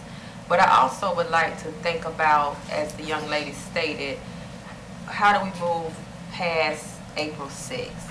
What do we have in place, or what do Mr. Carmine have in place after the transition? And how can he bring that back to the commission? Is there a 90-day plan in place with goals set? What goes on after April 6th? Do we just step back and say, okay, that's done, where are we now? So I understand we're closing April 6th, but what's after April 6th? And what role do we play? And how do we make sure that the transition is we're meeting our goals? So I would like to see something, maybe Mr. Carmine and his staff have a plan in place, or I'll just speak to that briefly to say that right now we meet every week as we get through this process, and really it's a standing meeting of all of the departments and of course with the Grace team and our staff, so that we're keeping on top of the issues. We meet every other week with the county, so we have no intention. I mean, the meetings will still stand. We'll still, we know that this is a process. It's the journey, right? And this is hard work for every one person. It's a really complicated challenge. So we will continue to meet as a team and continue to update each other as to where we are. And then obviously through the manager, we'll bring back updates as we get a little further down the road and we know what may evolve as new challenges.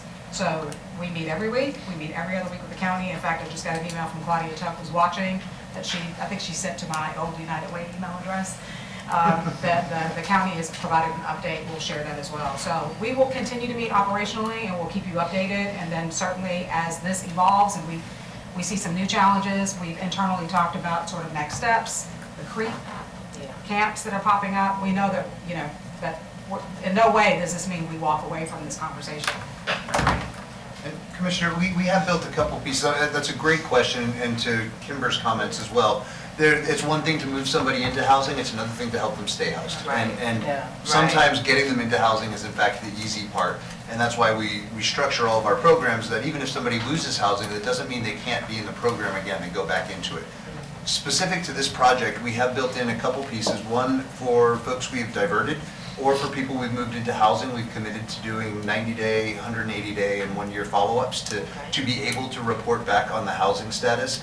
And then, if you recall the early presentations, our obligation, our responsibility for the people who are on the Dignity Village roster does not end when they decide to move on to the campground or to move someplace else in the community. I will note that of the people we know who have moved elsewhere into the community, we have no information that anybody has moved downtown, but there are people who are camping elsewhere on 39th Avenue, which makes sense. They're closer to their social supports at Grace, to meals, to showers, and to everything else there. But for people who are on the roster, our outreach team is going to work with them and move them into housing, regardless of if they come onto our campus or if they move elsewhere in the community. So part of what we've been doing all along is developing relationships, but also figuring out, if you don't want to go here, where do you think you're going to go? How can we find you when either your name comes up on the housing list or we have some other resources available for you? And we will continue to have that contact with those individuals, whether or not they come onto the campground. Okay, but that's great. I just want to make sure that we have that connection and we stay in the loop on what's going on and making sure that if anything was to go awry, we don't get it on the back end. We're up front and knowing what's going on and what's taking place, so we can make good decisions. Yeah. Thank you. Harvey? Thank you, Mr. Mayor. A few things. First of all, I see this every week. I'm out there nearly every Thursday at Grace, and watching the process over the last few months is amazing. It is very different. You haven't been out in a while. go take a look. It is very, very different. Things really kicked into gear, as you heard on the schedule here, November, December. As we've kind of rethought the way we approach this from City Hall, it has changed significantly. The boots on the ground at Grace and Dignity have been fantastic, just getting the work done. It's very, very different than it was in September, say. So it's great work. But I want to remind everybody that we contracted with the coalition to do this specific thing up here. So after April 6th, John and his team are still going to be a part of what we do, but they're not directly responsible to us for things that happen outside the fence. Now, that doesn't mean that they couldn't be again if there's another proposal, if there's something else to do, and there probably ought to be some point organization for it. You could definitely make the case that the county should be that point organization because they do social services. And when we do social service, it's because we saw a specific need and bolted something on to the side of what we already do, as opposed to it being an organic part of the organization. And that has worked pretty darn well. But it doesn't mean that that's the way it needs to continue to be. So we need another conversation with the county, with all the information about what's next. Some things I would like to see next is I would like to see us permit single-room occupancy buildings and find a way to help. Doesn't necessarily need to be through our coffers, but find a way to help get those funded on the Grace Marketplace site. There are buildings there that belong to the city of Gainesville that we could, with some land use changes and zoning changes, turn into SROs. Talked with John about this. I think it's a no-brainer to get this done. And you will see some of these folks who don't know what to do get housed in a permanent basis because they all have, many of them have some kind of income, but it isn't enough to go get a one-bedroom apartment with 3 or 4 rooms in it with first, last, and security. They're never going to get to that point. But if we can help them get what they need, which is a room to live in, they can often pay for that. But right now, we can't permit that kind of thing. So I would really like to see us, in a fairly short period of time, discuss permitting SROs, particularly on the Grace campus. Social workers. The next piece has got to include more social workers, boots on the ground. There are very few people doing that right now. A couple of them are in this room, and I don't know if there are any more than just the two of them. Anymore. Oh, really? Okay. Just, you got Mark. Okay, so there's one. That's not enough. And I'm not sure, how we rethink that, but the next piece has to be about social workers in the community. And maybe we do some of there are lots of ways to think about it. I don't want to suggest a whole lot of them here, but that has to be part of the next piece. If we want to help people, that has to be a part of the next piece. And if we're not interested in helping, but we don't want people to just be roaming around downtown, that has to be a part of the next piece. So, no matter which angle you come at it from, it has to involve funding some social workers. And we have to talk about that honestly. If we pretend that 1 or 2 people can get it done, we're fooling ourselves and we're going to get a fool's response on it. So we need to be considering that. This legislative session obviously is nearly done, and pretty rare that we're going to get anything out of the legislature, but I think we should start talking consistently to our legislative team about legislative action to include requiring every county in Florida to provide homeless services. One of the reasons we have to provide so much in the city of Gainesville and Alachua County is because surrounding counties don't. They get away with it. The legislature's fine with that. If we want some pressure off of us, we have to force some other counties to take something out. And the only way to do that is through the legislature. So we have to start talking about it and making real noise about it until it becomes uncomfortable enough for them to have to do something. So that's my 3-point plan. We need 4-point, I guess. We need to talk with the county. we need to take action to permit SROs, in my opinion, and ADUs, but that's a different story. We need to seriously figure out how the city and the county are going to approach putting some social workers in the field, and we need to push for legislative action. Thank you. Ellen? Yeah, Kimber, I really appreciate you bringing that forward, because I really think that next step needs to be started now before we get to that date. Bringing together the continuum of care. I see Mona back there. And John, I know your team has been out there, and when I went out there to visit, it was about a month ago, there's pretty much a consistent, the individuals who are resisting any type of move aren't going to be the ones that are going to settle for an SRO either. You know, you got to ask them what are the options that they would accept, because it's like if we provide 5 things, there's still 6, 7, 8, and 9 that want, and a lot of individuals really want a place where they can just camp. And I don't think it's the city's role to provide that, but there isn't somebody in a private, I've talked to some people who have, anyways, we haven't been able to find somebody to take that up. So my concern is that and I think you already are, but just to be certain that the conversation is not waiting for April 6th, but again, bringing in the county social workers now. Because April 7th, why wait? Why wait? I don't think it does anybody any good, because really, you know, to those of you that are out there doing the face-to-face out there, I think I ran into some of you in the rain. You look different without hoods on and hats on, but it was a wet day when I was out there. So Mona, I don't know if there's something that has been brought forth to the continuum of care to talk about this, as far as what other, you know, services that we could look at this, you know, to what engagement the whole continuum of care has looked at this one topic. Because we are pretty much the best, the continuum of care is really the first level of a lot of the services and supports that are out there. And I'm not trying to put you on a spot. You want me to come up? Yeah. John's a big guy. I can't get around him very well. But I've missed a couple of meetings. Has this been a topic at any of the other continuum of care meetings?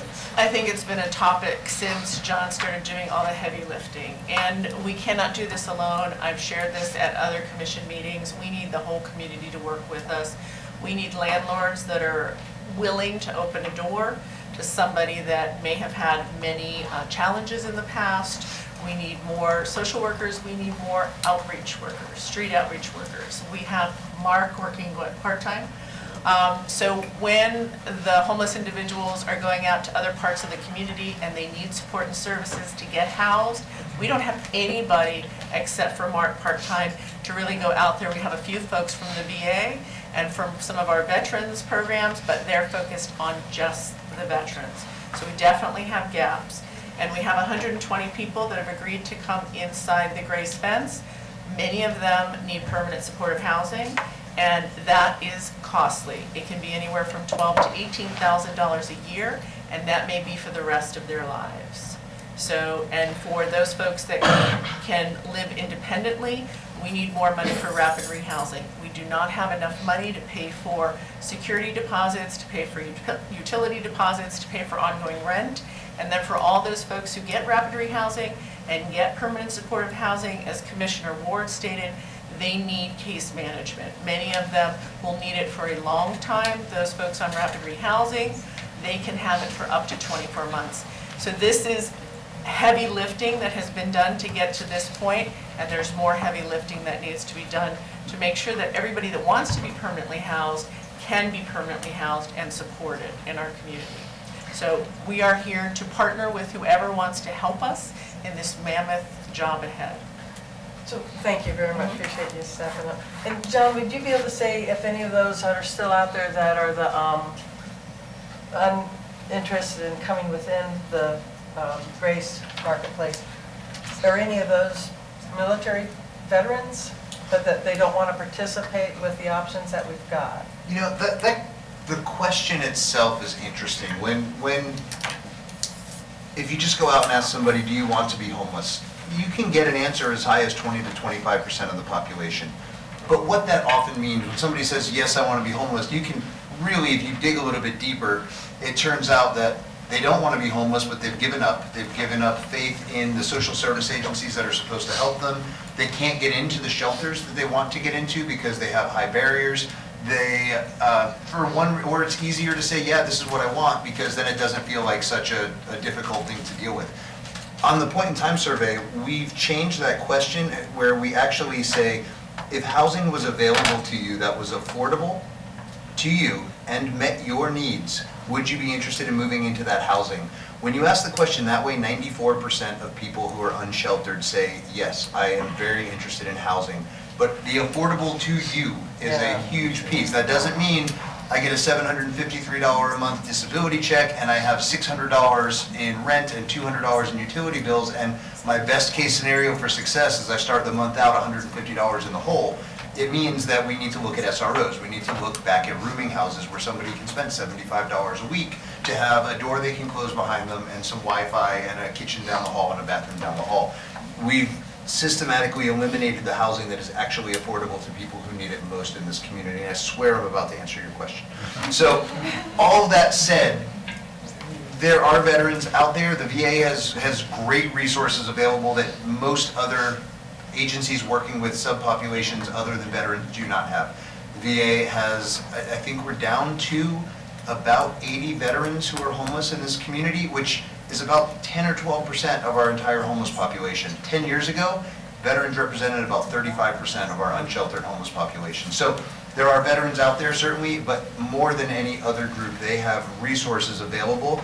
And if they're not coming into housing, maybe they don't want housing, maybe it's a function of people haven't built the right relationships or we haven't sent the right people out to work with them. And that was the point of the question, is that if there were still some of those that were not interested in coming inside Grace, that were veterans, what was it that they would go for? Because I know the VA's been working really hard on trying to find what would work for them. So, and again, it comes down to, what do we do on April 7th? And we need to have a plan. It's good. Thank you. My memory is failing me, but perhaps my jogging can help get the collective memory going. But we had a discussion, I think, at a general policy meeting about having sort of a beginning of a sort of a street contact team. And I recall we gave direction in that meeting for something to be brought back, but I can't exactly recall what the direction that we gave. A street contact? That meeting definitely happened. I'm not imagining it. Y'all are looking at me like I'm not remembering. I think of Kim. Yes, yeah. When we presented to you, Yeah. So. Okay, so cool. That did happen, number one. So yeah, I think we did give direction for something to be brought back for us to consider how we would go forward with that.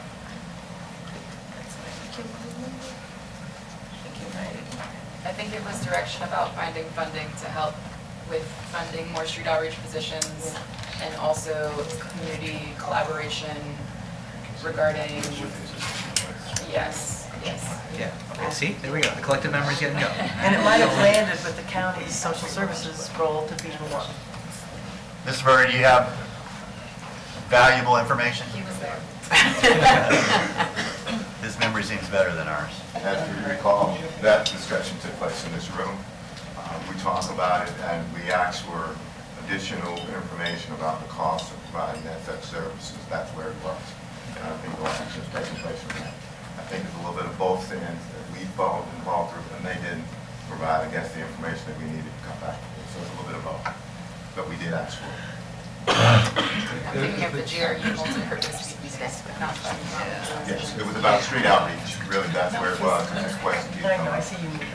So anyway, all of this, Mr. Mayor, all of this is to say that I would like us to continue to explore that because I think that, you know, the closing of Dignity Village, you know, while it accomplishes one goal, our ultimate goal has always been to how do we provide opportunity and service to homeless persons in this county. And I think that that was a really great direction that we ought to go in. So I don't feel the need to give additional direction if we gave direction before. But that is something that the commission wants to do. Well, I think that dovetails very closely with what Harvey was saying about social service. I mean, that's, it really is, that's a social worker by another name. And so were you gonna put forward a motion at some point? Sure, I would have to try to make a motion, but. Okay. But we do- For this, yeah, but I mean, for the stuff that you were. Yeah, I can put that into motion. Can we ask the county to start looking at this? Can I Gail. just quickly clarify, the county social services already has a full-time permanent position for street outreach worker, so just so you know. Okay, They have one. Do you see her up here? They Okay. she's been doing, it's Susan, she's been doing like the CABI program, she just got hired as a permanent employee there. So, Meridian Behavioral Health. and Meridian Behavioral Health has one as well. They hired and they. That program will likely end, so. Okay. We need briefly to discuss it. Okay, very good. Sorry. Gail? Thanks. I also want to thank everyone in this room that has worked on, one, the transition, and two, that just works at Grace on a regular basis. It's so important that you all are doing the work that you're doing. And every time, I mean, I don't necessarily want the county to hear what I'm saying, but every time I feel like, you know, we have some kind of homeless kind of problem or issue that we have to just delve into, I always think of like John and Grace as like the department in the city that helps with that. So thank you all for the work that you all are doing and you continue to do. It's invaluable to our city. Two, I want to say how much I agree with Harvey's statement about the SROs. I feel like we have continually just like lost an opportunity here to move forward on something that would immediately create some affordable housing in our community. And it's something that I am personally interested, I have always been interested in moving on sooner rather than later, including the ADUs. I feel like the ADUs and SROs are something that we should consider right away. And I'm hoping that that's going to be in your motion, because I know that we're working on a comprehensive housing strategy, but it's something that I believe that we should be doing work on sooner rather than later to just get that going. So that's it. Thanks. Thank you. Thank you, Mr. Mayor. The ADUs, I think tomorrow, what is today? Tonight, the plan board is reviewing ADUs. I think the current ordinance won't really do anything. It's very kind of, we need to do a better ordinance what's kind of currently presented. Places like Fayetteville, Arkansas we need to make it easy. And right now, the ordinance that's kind of currently proposed will make it difficult. And I don't think we'll get any housing out of it, to be 100% honest. I think we need to do, we actually want to solve affordable, or if we actually want to address affordable housing, we have to take steps that may piss off a few people. That's what it kind of comes down to. Sorry.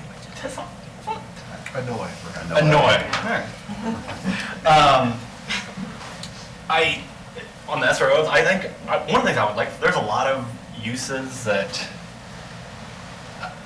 I'm just going through the use tables now, and I've been going through on a bunch of other uses I think we should change. We really are very restrictive on a lot of things, and we stop neighborhoods from being able to be complete, from being able to access the services. In those neighborhoods, you don't have to drive, you don't have to go take a bus an hour away or whatever it may be. So I think we should address SRO, but I think there's a lot of other use categories that we can do so that there aren't transportation issues in neighborhoods, so people actually can get the goods they want in a neighborhood. I would on the street outreach, I wonder if our policy team could also do some research on that. I'd like to see what a lot of other cities have been looking at this, and I'd like to see kind of what other cities have been doing in this area as well, kind of innovative approaches to making that. Amend the motion in that direction. Well, I think Harvey's going to jump in. And thank you all for your work. I really do appreciate it. Yeah, on that last point, I know in Columbus, they fund, I think they call them ambassadors, but they fund it through a business improvement district, dedicated tax. And so they, some of it's like, sort of touristy oriented, like, hey, welcome to our city, what can I help you find? But then others of those are specifically trained in building connections with more typically difficult to reach individuals because they have a mental health challenge or a substance abuse challenge or whatever the case may be. And so they're all under this one thing, and they're not expecting, Johnny, welcome to our town, let me tell you about the cool bars, person versus the, hey, you look like you're really dealing with some difficult things, how can I assist you, tell me about your yourself if you're willing to do that kind of thing. So anyway, that all to say, yeah, there's some definitely some mechanisms out there that, like, I don't, if the funding's there, it's not a problem getting the people, but we got to identify funding sources that are sustainable. You know, that are, I mean, you talk about Meridian, I'm guessing the reason is very likely my dentist is grant funded. You know, that's, Comes and goes. yeah, I mean, that's nice in that you can show that it's valid and it works and it's needed, but then it goes away and, you know, so yeah, we need to look at a more sustainable model. Harvey and then Okay, thank you, Mr. Mayor. I would ask Commissioner Ariel if you would add direction that we get an SRO ordinance back from staff, that we consider how other cities are funding these sort of teams. I think let's refer that to policy, Yeah, so that we refer that social worker question to, for lack of a better term for it, to policy, and that we promote legislative action to require all counties in Florida to provide homeless services, and that we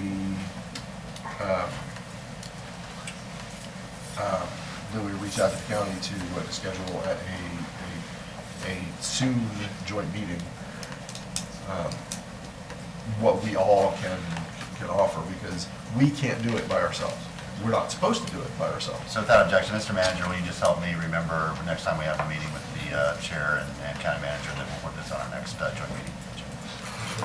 And just to be clear, asking the research team to look at the two topics. Number one, the SROs, and then number two, the street outreach.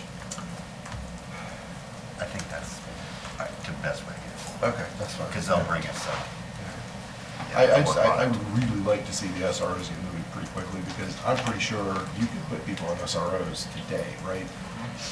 And we own the buildings. Well, I have every confidence in ourselves. And I do too. I just don't want to end up 6 months down the road after we needed something. Did that also include the G1 and the Commissioner? Yeah, just, yeah, fair. Yeah. Yeah, so we don't, I think we need to have, SRO is already allowed in our code and everything like that, so we don't have to have a new ordinance. It's in essence just changing a dash to a P on use categories for, so I think it'd be better to have that conduct the commission, and we just have to decide where we want, staff can come back with recommendation on like where they can be, but it's in essence us changing one character from a dash to a P to allow it in the zoning district. What's the P? What does that represent? Permitted. Permitted. Or S for special use, so that's to go special Okay. use permit. And there's, under definitions, we have like a dormitory that's large, a dormitory that's small, so. And there are other places in the city that might be appropriate for this, but that one is obvious and just begging for it. We should allow it. Yeah. Yeah, with that, there's several commercial vacant properties, like an old, the old library, in fact, on 16th Avenue, Northeast 16th Avenue, that has been talked about being able to be made into SROs. So what would be needed for a policy to allow a commercial property, whether it's a shop and stop or, because then you can get to different sizes. Would that be able to come up under the same thing as changing? Well, that's what we're asking for staff to look at where it would be appropriate in different zoning Okay, well, categories. so I know we had talked about getting a hotel, the city and the county both were going to do that, and then the price doubled up. So it's not an easy thing. This, again, is a big budget item. I mean, just the cost of restoring the building out there at Grace to make it available would cost how much? Do you remember the cost of getting one? Here comes Mr. Murray again. It was like $1 million, 1.5. So there again, it does come down to the bucks. But this is where we've got to get more people in the community involved. There's really got to be that. But I think it would be great to be able to have some commercial properties that are vacant made into some SROs. We could make some nice community space. Okay. Oh, one other thing. Sure. Please see if you can't get a letter to the county sooner than the next scheduled meeting. If the letter couldn't go out to the county tomorrow saying, we just really want to make sure that you are on board to be ready to help us before April 6th to consider the social services needs. I think waiting till the next meeting there's no need to wait till the next meeting. They should know now. And you're saying Claudia already knows, but do the commissioners know? I just feel like we're not communicating enough with them. I think you're communicating on a weekly basis, right? Yeah. They're in that meeting. With the county, to have social workers and to be ready when this, okay. Yeah, we regularly meet, and so there was an update that was sent, it's in my junk folder, so I just forwarded it to manager development. So, yes, we regularly meet with the county and our own staff. Okay, yes, so we've got the protocol for staff to bring back recommendations for expanding where SROs are allowable uses, the models and funding for social workers or street outreach positions, and harder legislative pressure. Yeah, I think for the models and funding, it was for the policy research team as well. Yeah, okay, very well. Okay, all in favor of the motion, say aye. Aye. All opposed? Motion passes unanimously. Thank you all for being here. You're welcome to stick around to talk about our partnership with you out. If you would like to leave, we'll give you a moment to stretch your legs, and then we'll get back on schedule. Thank you.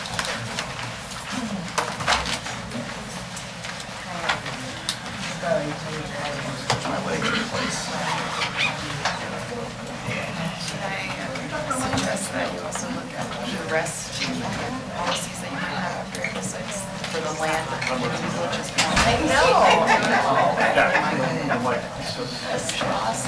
Sure. Because if there will be just one or two different. To me, there's that. Because it's my birthday. Outreach. There's that. For trespassing. Yeah. Not the same. Thank you.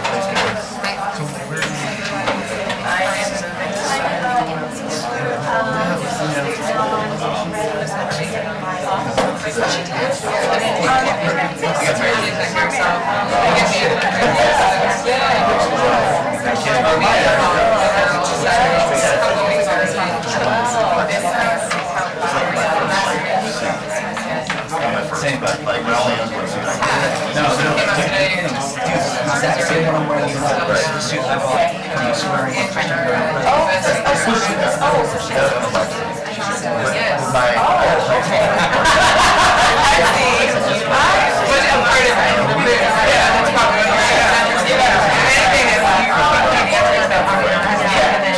We saw Anna yesterday, she's not gonna be able to come today, she's here. All right, y'all, let's get back to work. Bring up the next item. You said it. Oh, I'm. Oh, okay. Sure, yeah, Betsy upstairs in the office, she does all my scheduling, so she'll help you out.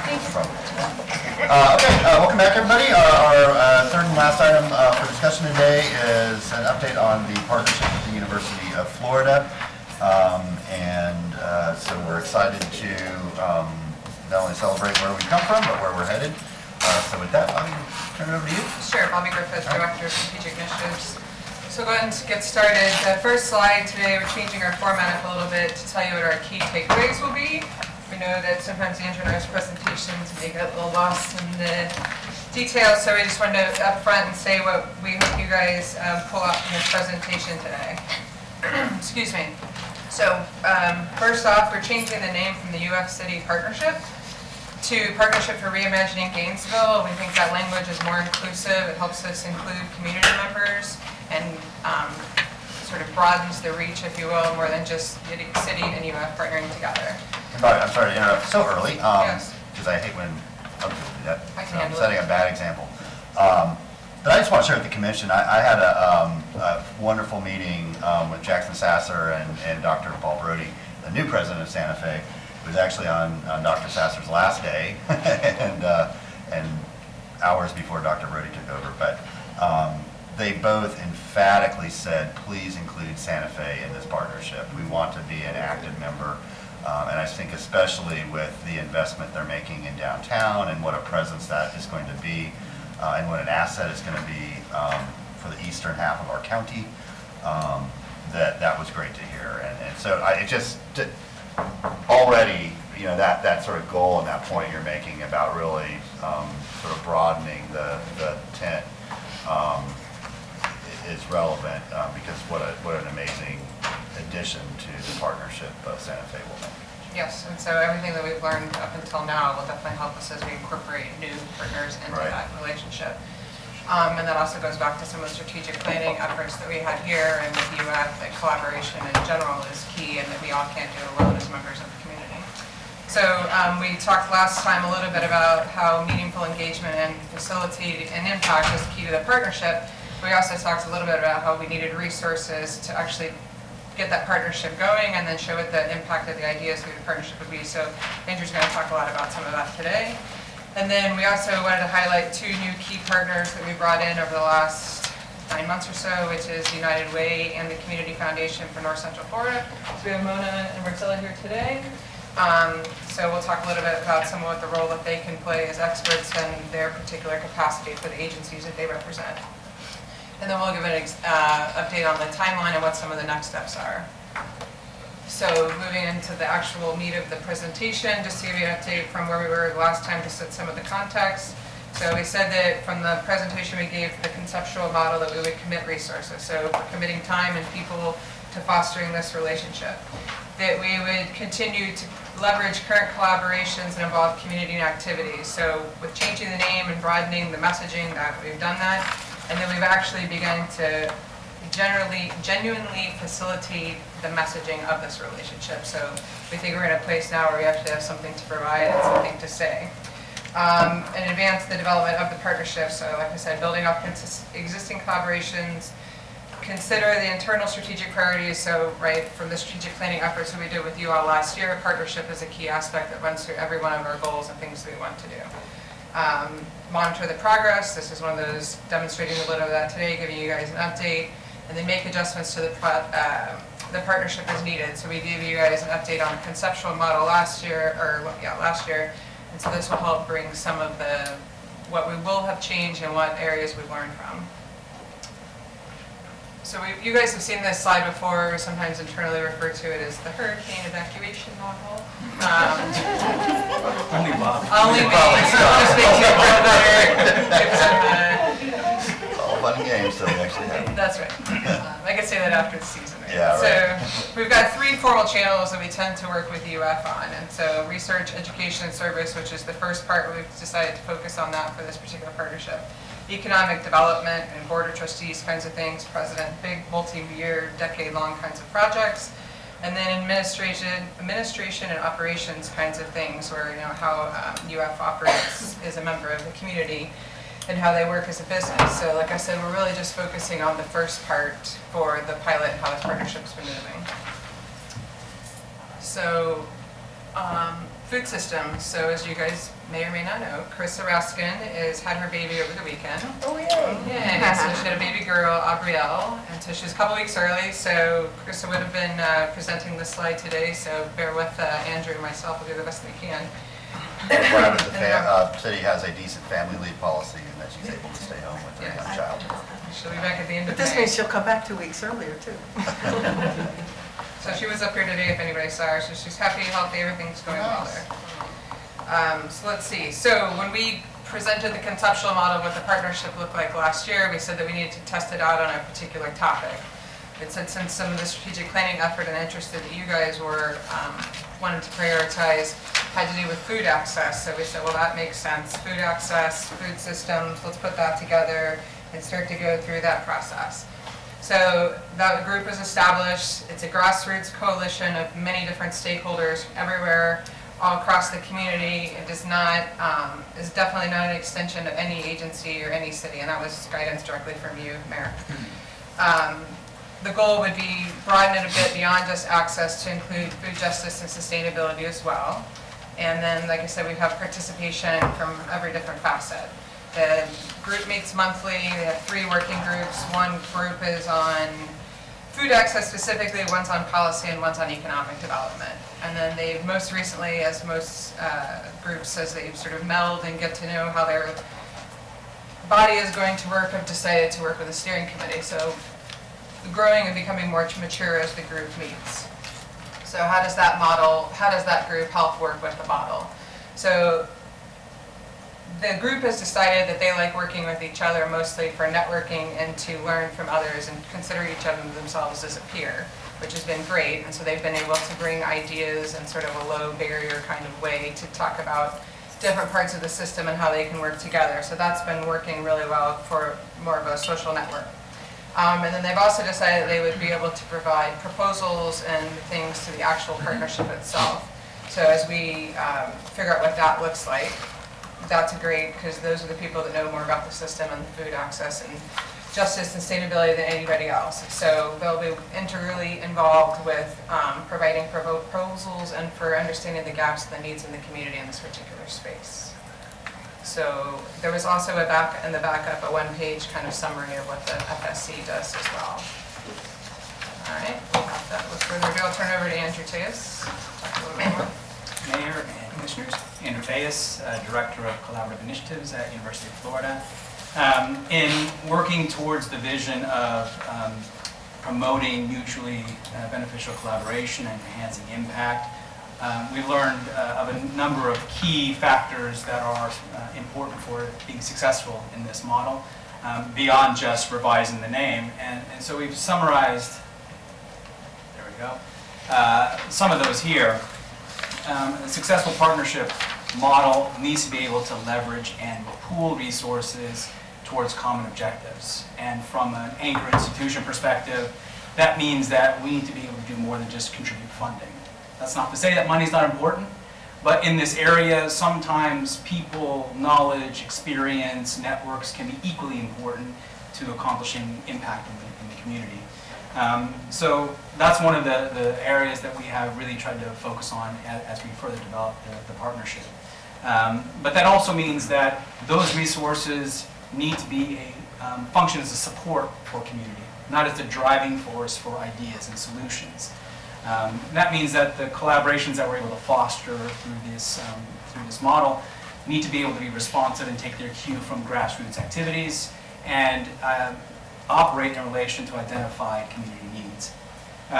So that's another area where we're kind of turning the model a little bit that we previously had on its head, where a lot of it has been driven from research and sort of ideas about how to go out into the community. And now we're trying to bring the community to the forefront of that interaction. So the other aspect is that those collaborations that we're able to foster need to be focused on more than just generating outputs. So generating outputs is of course important, but we need to focus more on building capacity. So if we're not able to build capacity, then we're not able to work sustainably in regards to impact. So this is one of the challenges that we face with working in this area. A lot of the funding goes from point A to point B, and once we get to the end of B in the funding, all the great benefits and the impact that's being generated dissipate and they go away. So we want to operate sustainably. That means we have to build capacity in the community. And the way that we have to do that then is to involve the community in the entire process. So that goes from identifying ideas, being able to evaluate those ideas, test them out, and be able to assess the impact that they actually have. And if we can't do that, then we're not going to be able to build that kind of capacity through the process itself. And that's where we're striving with the model, to be able to bring the community and bring stakeholders in the community directly into that process. And all of that builds a foundation then for us to be more flexible and dynamic in terms of how we actually support these types of proposals. So we want to be able to work with a broad range of ideas. So if we knew the answers, then we'd probably already be working to solve the problem. We don't know a lot of the answers, so we want to bring ideas to the table that aren't necessarily coming to the typical grants and the funding opportunities. So we want to be able to be flexible enough to support a broad range of ideas and also to be able to support different types of collaborations. Our hope is that we'll be creating many new collaborations that haven't existed before. So that means we need to be flexible enough to be able to support those types of collaborations from an early stage in just the formation and also then in the doing and in the follow-up. So in the next several slides, I'll go into just a little bit more detail about what this model looks like so you get a better picture of what it's going to do. But also, since we have our partners here, we have also included where these key partners fit in and what kind of role they have and what kind of role that we've discussed together with our partners that they think that they can offer and bring to the table. Because I think that's important to see in the nature of the evolution of this model. So the first component that the model really sort of rests on is being able to work with these broad range of ideas, being able to promote new collaborations, and being able to bring those around community-driven efforts. And this is where the United Way really sort of offers a lot for us to be able to systematically work with ideas on a continuous basis by being able to use one of their systems that they used for many years to be able to compile and follow proposals, so a variety of proposals over a longer period of time. So that's a real benefit. And by being able to use that, we'll be able to connect then the community that's already working in these areas, so working with these questions, working with these issues, to that process itself. So bringing in ideas at an early stage and helping them to evaluate the potential that those ideas have. So this is an example, as Bobby mentioned earlier, where the Food Systems Coalition could come in.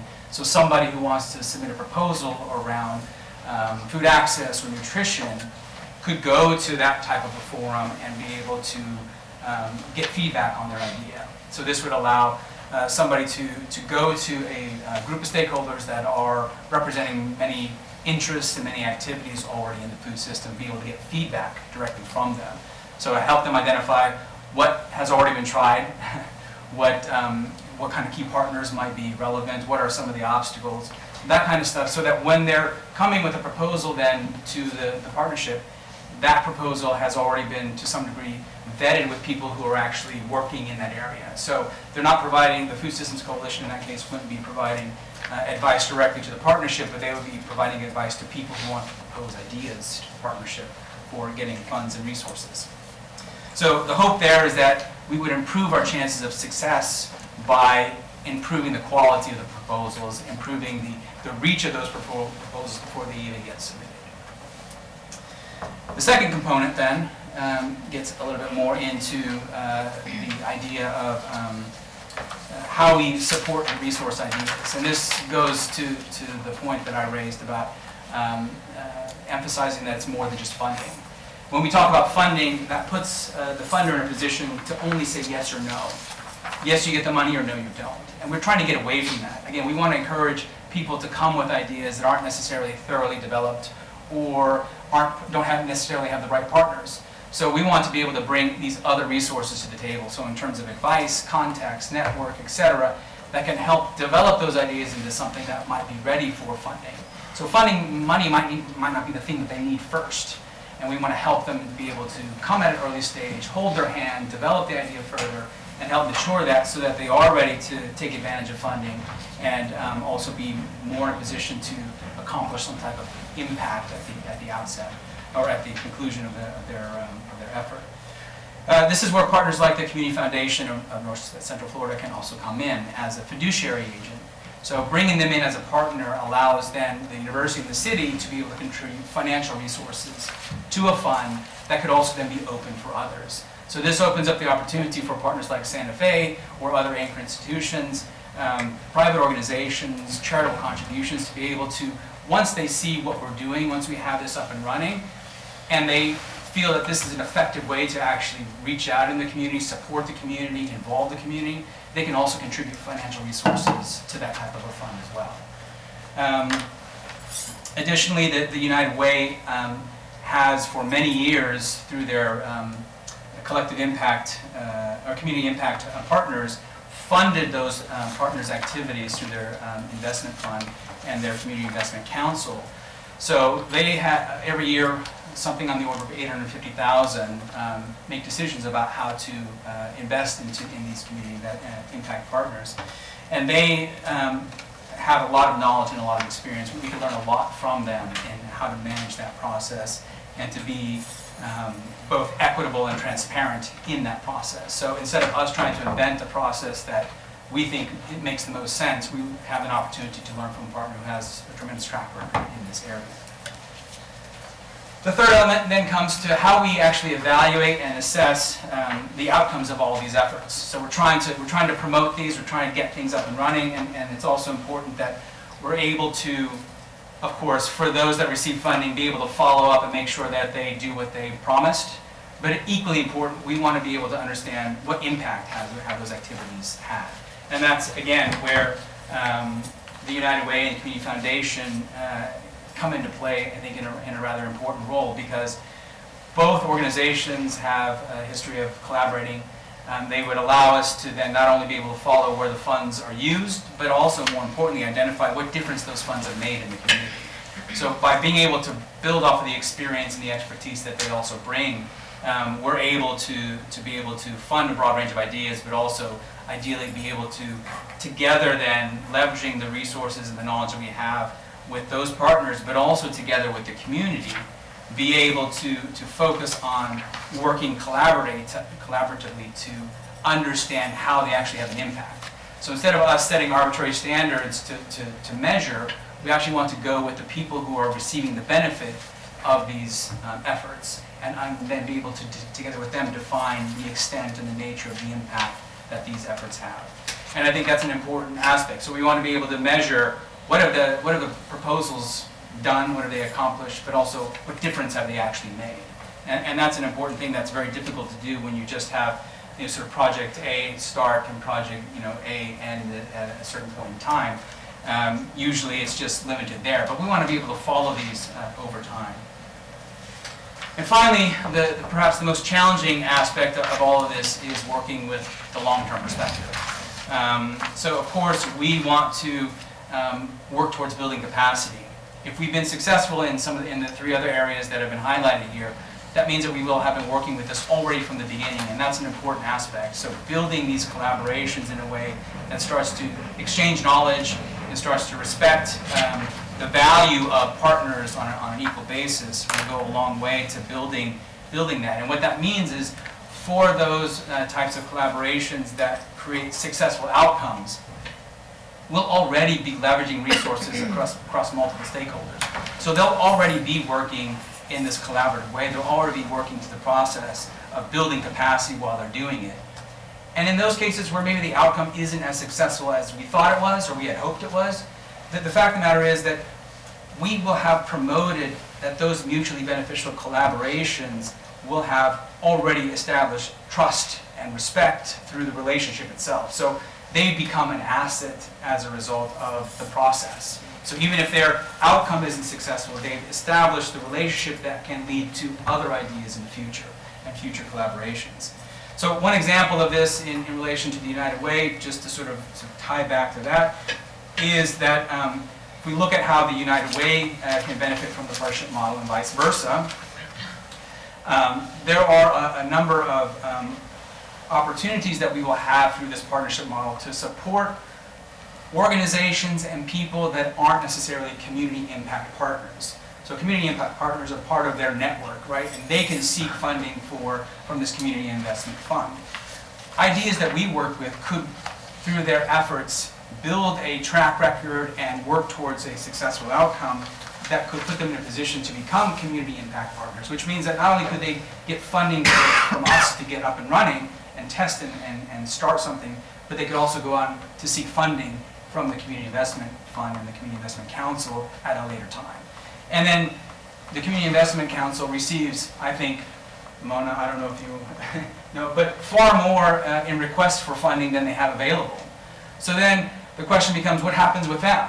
Well, that would present an opportunity for some of those that don't get funded to actually come back to the partnership and be able to start something and build a track record and build a stronger collaboration proposal that would help them be able to go on and seek funding either from the Community Investment Council in the future or other sources. So the idea is that we want to build some more concrete interaction between the organizations that are already operating in the space in a way that is complementary and not competitive, if that makes sense. So the timeline, just to sort of tell you where we are and what's coming up. So we've been spending a lot of time in getting to the point where we've summarized now. We're talking with our partners, and in the next weeks, we're hoping to be able to put together some of the documentation and agreements that we'll have to have in place to formalize this type of mechanism and structure.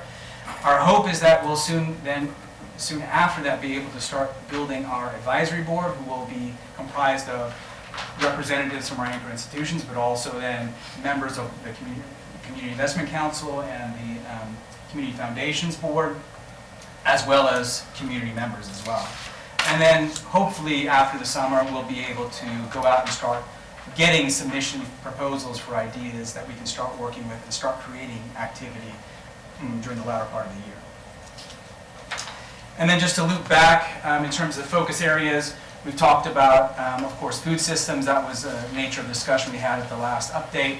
But there are, of course, other areas that I have already identified to some degree themselves and present themselves as very natural extensions. And that, of course, includes health and wellness, education and vocational training, environmental sustainability, resilience. So, I mean, there are a number of areas that we could easily move into, and the point is that we want to, by focusing on food systems in the initial phase, we want to do a thorough test and vetting of how this partnership model is going to work and be able to make adjustments as we go. So just to summarize, if we're successful, this is kind of how it's going to look.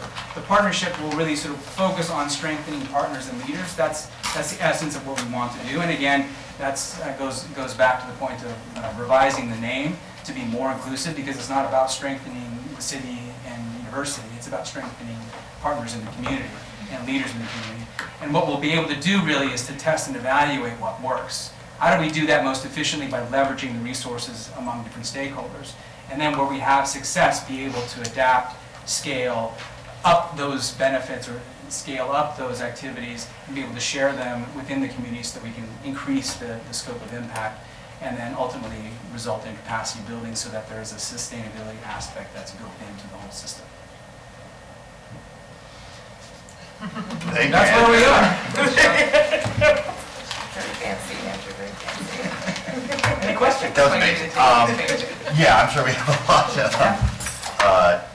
you all obviously went deep and broad in your development of this, and it shows, and I'm really thankful for that. And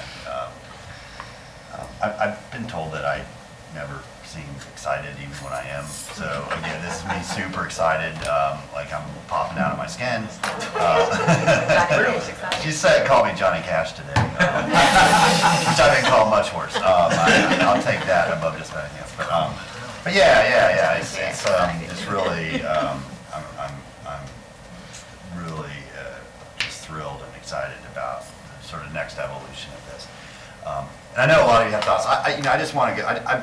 This is an anecdote, but a conversation we had, and I think Andy, you might have been in the room, but former city manager and Charlie and a few of us were talking about sort of just where we were, kind of a year into the partnership, and some things happened that maybe we should have predicted, but we didn't, and we just kind of didn't know where we were. And so I see our chief here from GFR.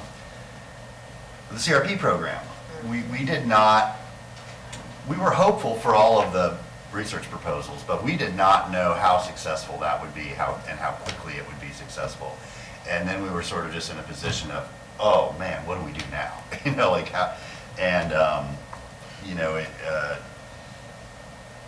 but for Ariella, who is just a superstar, being willing to do all kinds of things on her own with like minimal to no funding, it has continued to grow, but it begged the question, what if we would have been a little more predictive and a little bit more inclusive in who was involved with this?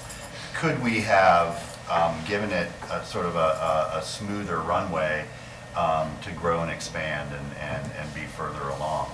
And I mean, I think the resounding answer was yes. It's not that it's in a great place now, but it could be in an even better place if we would have known what we were getting into. And then there were other projects that were really cool and interesting, but just sort of like, okay, that was interesting to learn, and it was a good academic exercise, but we don't see a lot of applicability to us here in Gainesville. And so I think from that round and lessons learned is that's what I see in this work product is okay, sort of partnership 2.0. How do we really make this a something that's owned and invested in by the entire community? Because that's always been our goal. It's not about, like you said, Andrew, it's not the city and it's not the university, it's us. But that's harder, right? If it's not a bilateral relationship, it's a lot more difficult to do that. And there's not a lot of great models out there. That's the other thing. I mean, even, when several of us were at Metro Lab, and you're talking with a lot of communities that host large universities, and all of them were like, whoa, you guys are doing what? Like, that's amazing. We'd love to be there. So we're lapping the field in a lot of ways, which means that we don't have those previously learned lessons to sort of springboard off. So, which is fine. I'd much rather be in that place than trying to follow somebody and make it work for us. So anyway, I mean, I don't know what my point was there, except I'm trying to. Excited. I'm trying to show my enthusiasm. I'm talking a lot about it. I'm harnessing my inner parrot. But yeah, it's this, I think, really takes us to phase 2 of this in a great way. So I know all of you had thoughts or comments. Gail, you want to start off? Sure, thank you, yes. I am really excited about this because okay, so I've been jumping out of my skin to let you all know my thoughts about this, right? since I read this, because this is what came to me as I was going through this backup. So, we have the UF and we have the city. Clearly, it seems like we have Santa Fe that wants to be on board with this. And then it really sparked, it was an aha moment when I saw that the Community Foundation and the United Way were going to be a part of this collaboration, right? So I thought to myself, oh my goodness, just a couple of months ago, we made a commitment as a community to make sure that all of our children are reading on grade level by the end of 3rd grade. And I thought to myself, oh my God, here it is. Here is kind of the formalization of that, of that idea that we want to have happen amongst all of our partners.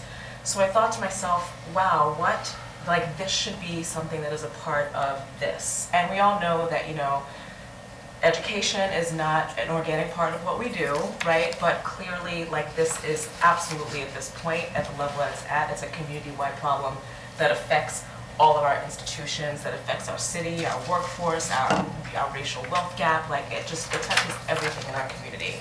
And I thought to myself, this is just a perfect vehicle to be able to start this work that we're doing in the community. So that's what I'm really excited about. It doesn't look like you all are excited as I am. Well, I feel like I'm excited is what you are looking like. So just extrapolate that, yeah. Yes, so that's my hope, and then not even so this group can be the formalization of that, but also there's the Children's Trust, right? And that can be brought into it. There is so much opportunity for this to work in our community that I would be personally really excited if this was part of, this organization. Okay, framework. Yeah. Okay, all right. Done. Who else? Yeah, good. So I see this as a component of a long-term strategy. I don't see it as the whole thing. It is potentially very, very good on a person-to-person level for the community, and has tremendous potential as such. There are other things that we're currently doing, like the National Science Foundation grant and things like that with UF, that are very different than what we're talking about here. And I intend to continue to pursue that sort of thing. And I just want to make sure that we're all clear that I don't see this as the only piece of the partnership. No, Because there's a lot of other components that I want to keep bringing to the table. And that I don't know about y'all, but I try to schedule pretty regular meetings with Charlie and just run through ideas that I'd love to meet with y'all as well, and just chat about things. But yeah, what we see here is great, and I see it being one of 2 or 3 major avenues that this can take, but I don't see it being the whole thing.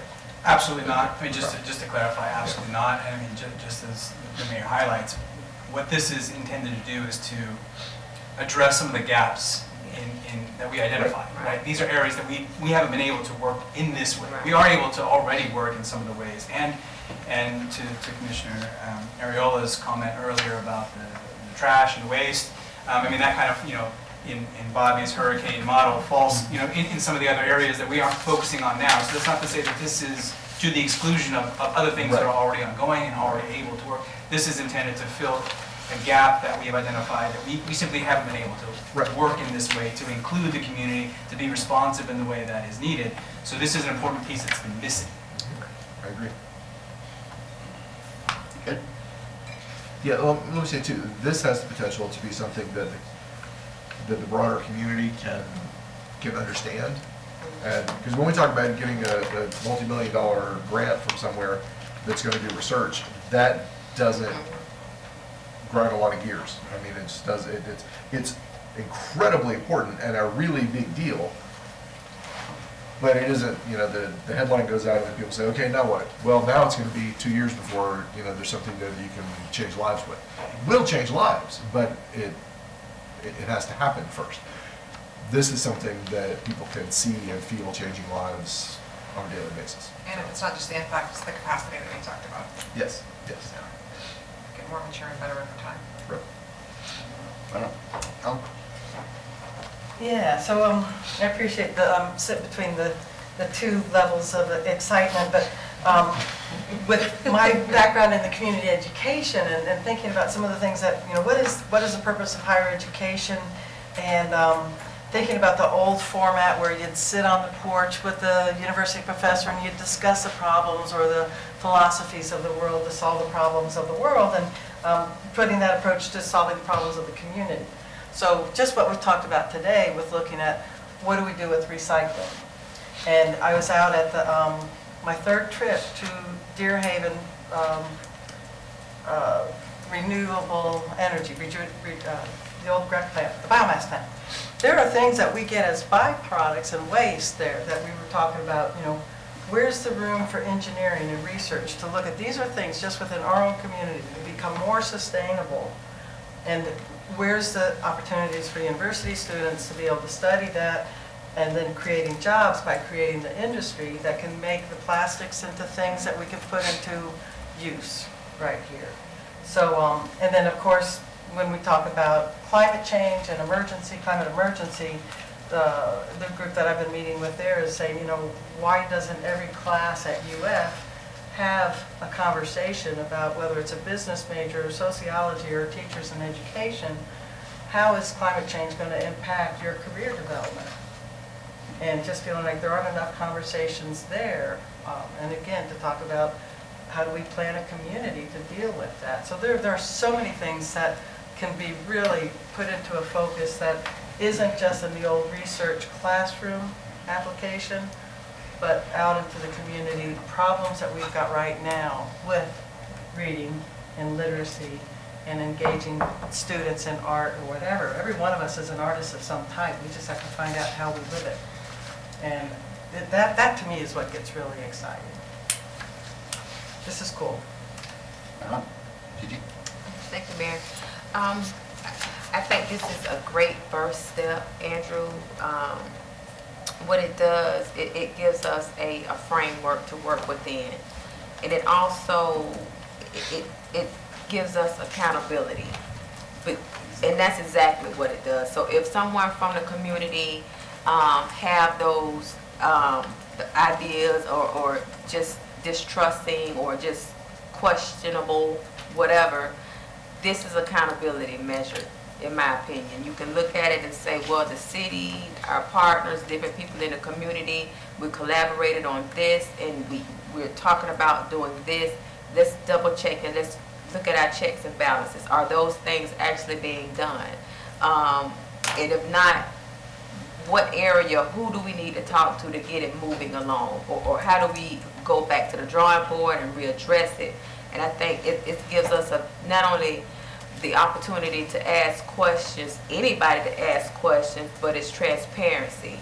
it's community driven, and it shows commitment from all partners that are involved. So I think this is a great first step in moving forward, but of course, we want to build on this. And I think the name says it all, you know, it's the partnership model for community involvement.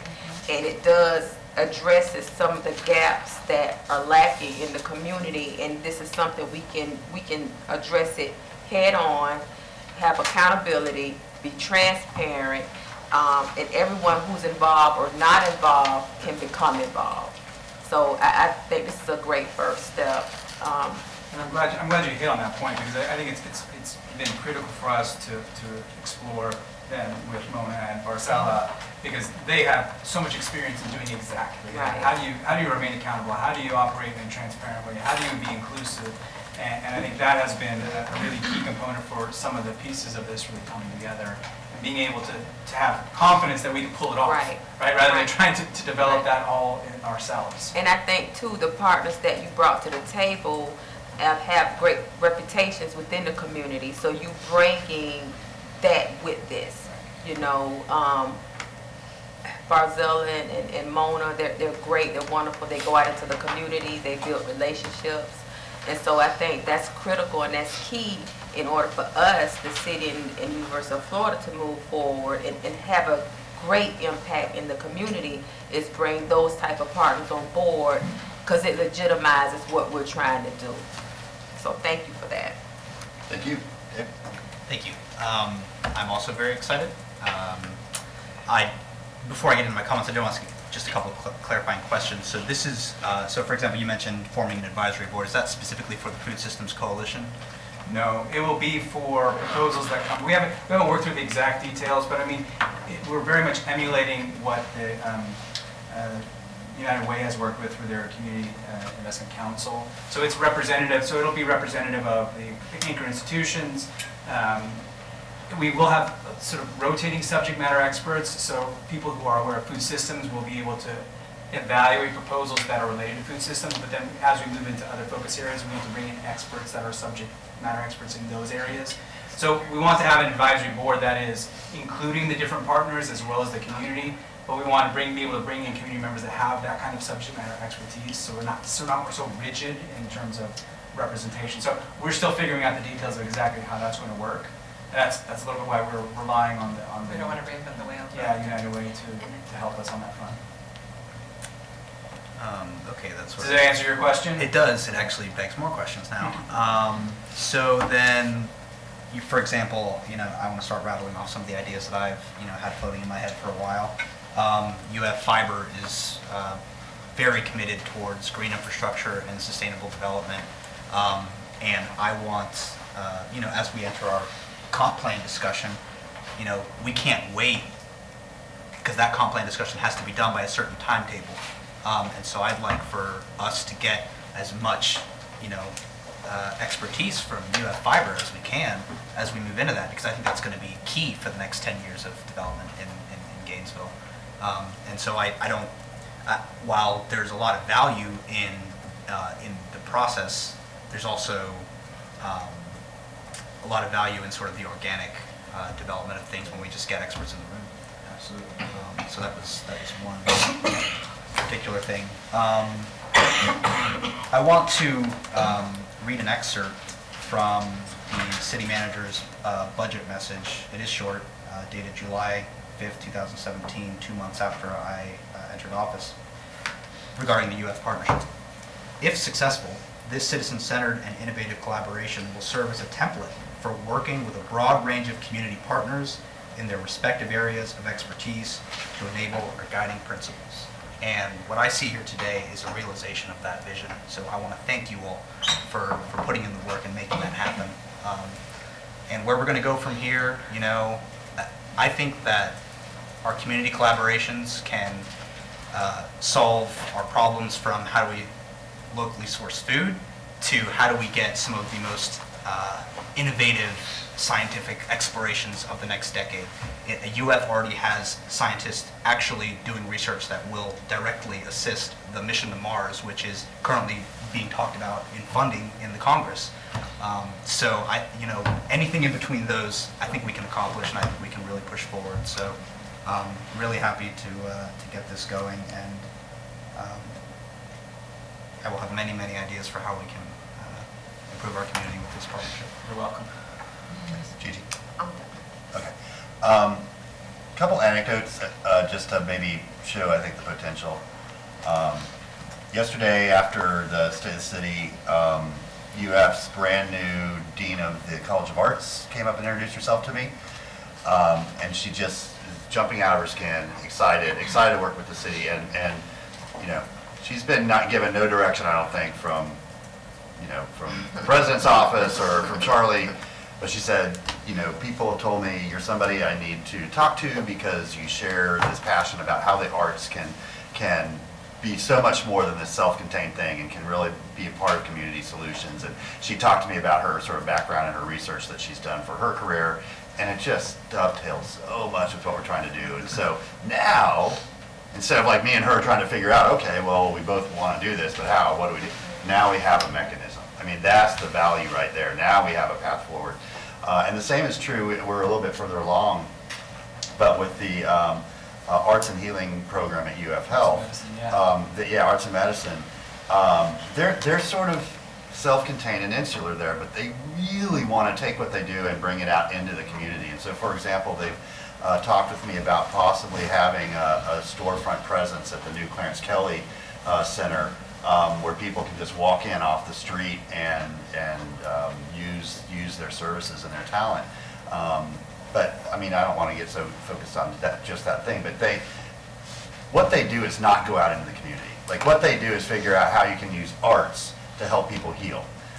So they need help. Like they want to do this thing, but they don't know how to do this thing. Like how do we get out there and really, meet people where they are and bring this great value that we've developed to the everyday neighbors in our community. Now we have a mechanism to help them with that, and so this just opens up so many possibilities. And I'm so excited. And thanks for sharing that statement from Anthony. It was his birthday yesterday. If anybody feels like giving him a belated happy birthday, I'm sure he'd love to hear from you. But I know that he'll be so happy with where this is because, we were stepping into the void, when we did this, and now this really has, real substance and real direction, and something we can share with our neighbors. That is, when they say, "Oh, you're going to work with me, with us, on what's important to us in our community, in our neighborhood, and our startups community, whatever it is," that really drives engagement, and so that's just fantastic. Members of the public that wish to speak to this item?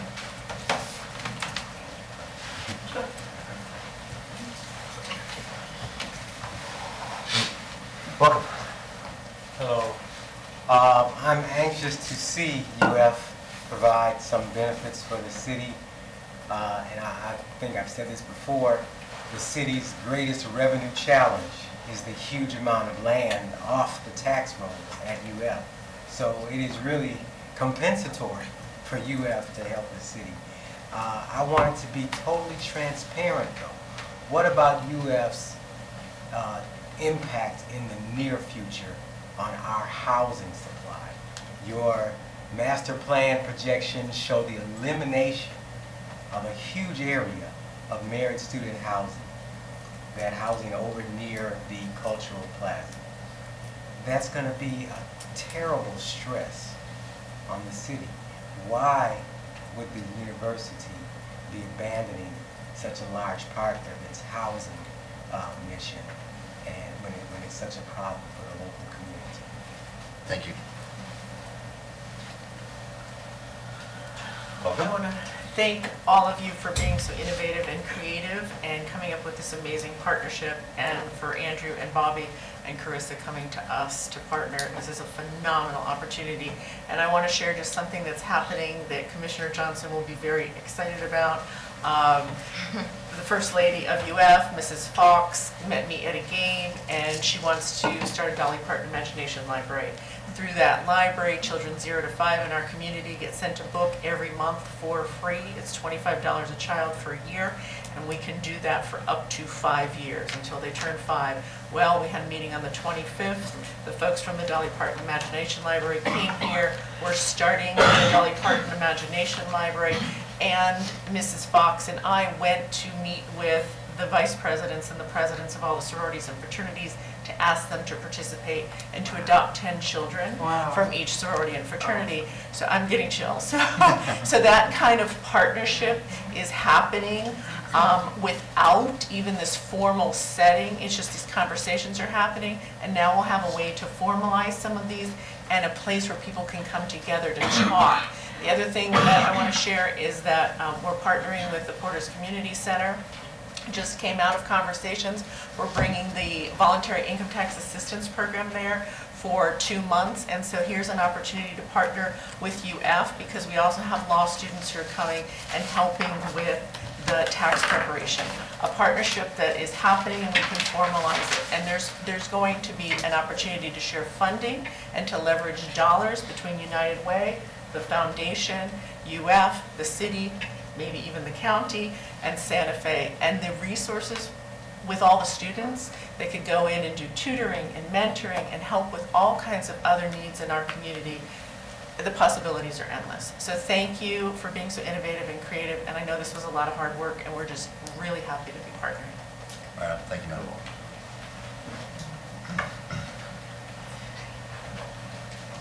Welcome.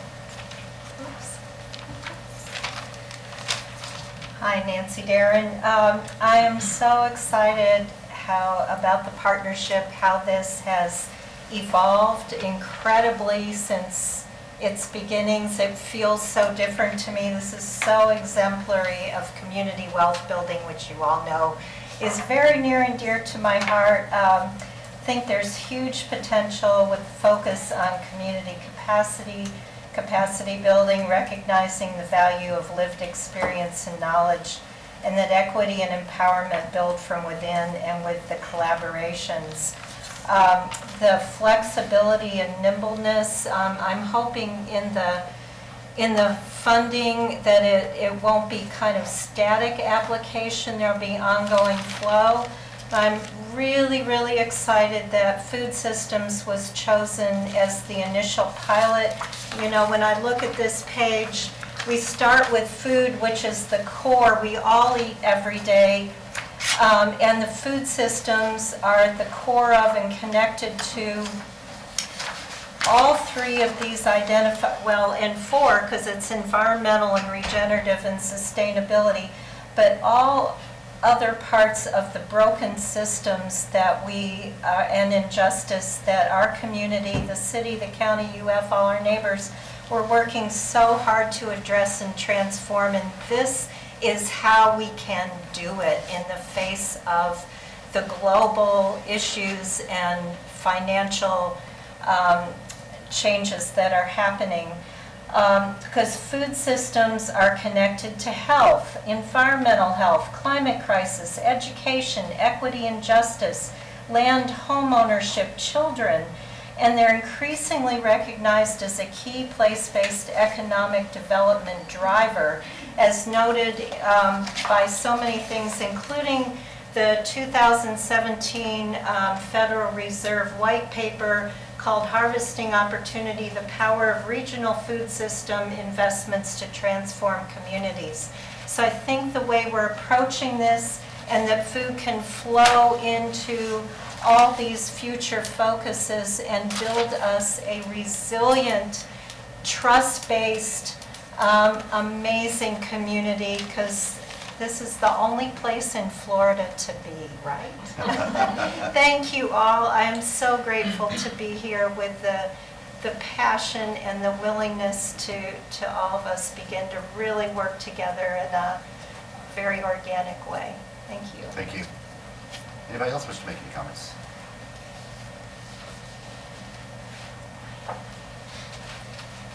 Welcome. Thank you. Tana Silva. I would ask that you have, at some point, a full, open, scrupulous accounting for the city resources that have gone into this partnership so far. I think the way that it began was with an MOU that wasn't even ready for the public to view. And then we keep hearing that Metro Lab, one of the things that happened at Metro Lab, then that after the one in 2018, that the UF president has more things for us to do. Well, there's a real serious power differential between the University of Florida, a multi-billion-dollar corporation, and the citizens that we keep referring to as the community.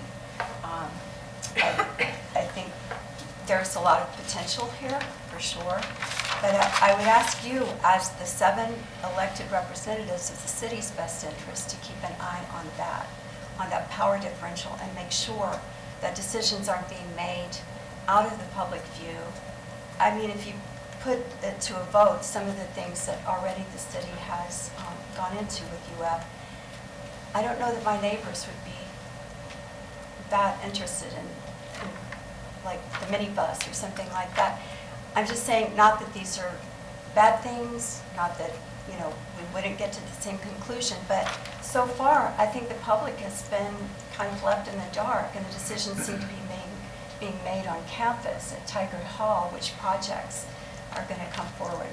I would offer a suggestion that comes from the University of Tennessee at Knoxville, where the university there has a wonderful volunteer center for community engagement. That way, the requests are coming from the community to the university, and the university is using its resources to not to vet who gets which or what, but to see what resources that the whole community, including faculty, staff, and students, can work with the community in terms of volunteers.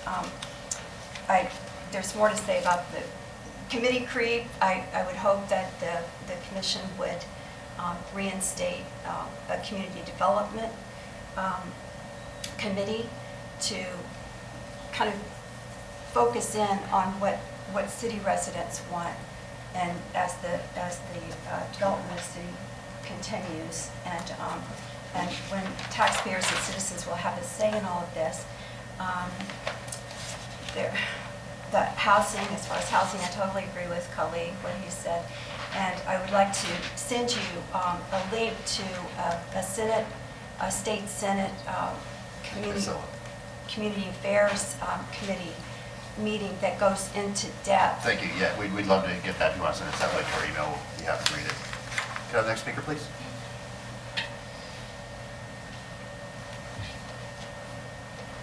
Welcome. Hi, thank you. I'm Carly Simon. I want to thank Commissioner Johnson for bringing up the education. I'm an education advocate. My area of research is education, finance, and law, but I'm also now focusing on the urban components, and I appreciate the city initiative to collaborate with the school board, because we do need to work on the equity in our school district, as well as learning opportunities for all students. The other thing that I like the idea of the focus on education, because what we have is, if you look at the American Planners Association, they refer to education as the most significant opportunity to increase education or increase equity in a community. And I think this is something to consider. Food access is important, but food access also affects many of our young children, and so this could possibly even be some sort of a joint effort.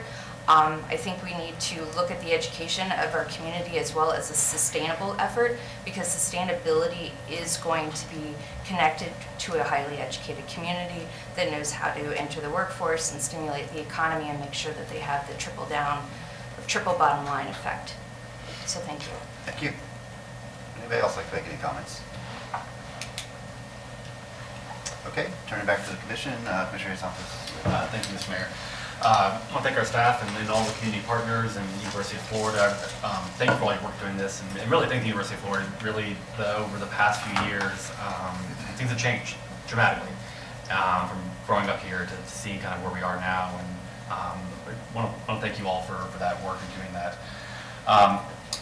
Well, I think it's good we're formalizing the process. I do want to make sure that we don't bog things down for some of those informal things that are important, that come about. And they're great to go after and not have to go through this whole process and things like that. So I just want to make sure that we don't, those informal things of the Dolly Parton thing or the going after an SF grant, they don't get bogged down into these systems and we can still move forward on things. They don't have to go through this. So, thank you, Mr. Mayor. Thanks. Yeah. Thank you, Mayor. Two things. One, I would like to offer that you all adopt kind of the racial equity lens when you all are looking at projects and different initiatives. So you're going through that process. And also, this is a really important piece that I forgot to leave out, because you mentioned that, whatever we focus on needs to come from the community. And, we already see that there's a very highly motivated group of people out there that are focusing on our children, making sure that they're educated and closing the equity gaps. The education task force is there. We have individuals, both paid and not paid, volunteer. Like, there are so many people. There are, 900 people that just signed that letter. So I believe that if this becomes a piece of, at least a focus of this initiative, that it will already have legs and already be on its way to success because of the motivation that there is, not just from the elected bodies, but the people in the community. So with that, I'm going to move that we make focus number 2, the community goal of literacy for all children by the 3rd grade by the end. Community goal of literacy for all children by the end of 3rd grade as focus number 2, and to start collaborating with our community partners on that. Okay, is there a second? I'll second that. Okay. I think we've said that we want to have that as a focus also. Okay, thank you. Simmons? Thank you, Mayor. I can't support that. I've been working with the community, University of Florida, Community Foundation, other healthcare professionals within the city to focus on the health and wellness for the residents of East Gainesville. As you all know, there's currently no emergency room or urgent care, no primary care physician east of Waldo Road. And healthcare is a priority in our community. We don't have just access to healthcare is non-existent past Waldo Road. And that's something, a high priority for me is our health and wellness.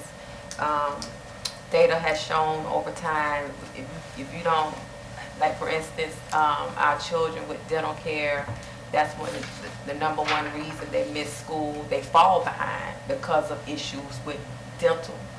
So that's a very high priority with me, and that has to be a main focus because of so many people in the eastern portion of the county that do not have access to health care. And at some point, we have to start focusing on that and start really making strides to address that. And I've put together a team. We've been meeting regularly to talk about the healthcare in the city, the eastern portion of the county. We're making great strides. We're looking at various things. I have staff that's on board, and we're just looking at a lot of opportunities in East Gainesville and beyond. And that's a priority. So I can't support that. But by all means, education is that's one of my top 3. But at this moment in time, just the health and wellness of the residents in District 1, we have to focus on that, in my opinion. So I'm going to ask that we perhaps pump the brakes a little bit. Yeah. What we just heard was a model that allows for grassroots, community up, guidance, and collaboration. I don't want the first action we take to be a top-down, we're going to tell you what we should do.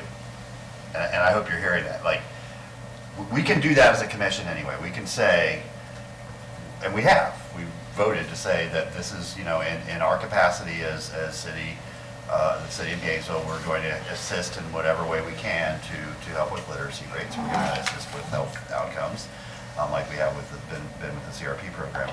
But to me, this was to introduce us to the framework and structure. And I think it would send a bad message if the first thing we did is tell the community what we're going to focus on. Like, I really want them to have a chance to go out and bring together community partners, bring together our neighbors, and allow that process to organically take place. And they still have to figure out how this is going to exactly work through the food system. I mean, that's why they picked a pilot to really see, okay, we've imagined how this will work. Now let's see in practicality how it's going to work.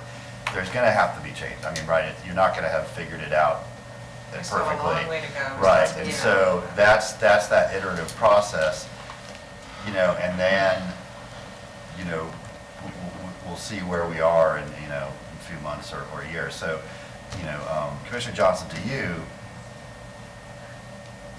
we as a commission need to continue to be focused on that, you know, and so we need to be asking, you know, through our city manager and through our upcoming budget and through our strategic planning and the retreat that we're going to have in June, what are we doing as a city? And I have it, God, I have it upstairs. I haven't been able to share with you. I meant to bring it up at our last city commission meeting, but I had a meeting with Karen Clark where she came to me with tangible things that the city could do to help. There were 4 things, and so I'll share those with you at the next meeting. It's not the time, so there are things that we can and should be doing to continue with that commitment. But I'm not going to support making the number 2 thing the literacy goal or the health goal or anything else until we have time to just sort of allow this to evolve and develop and allow the folks in the community who are going to be most directly affected to be able to let us know that those are their top priorities. So I hope that's fair.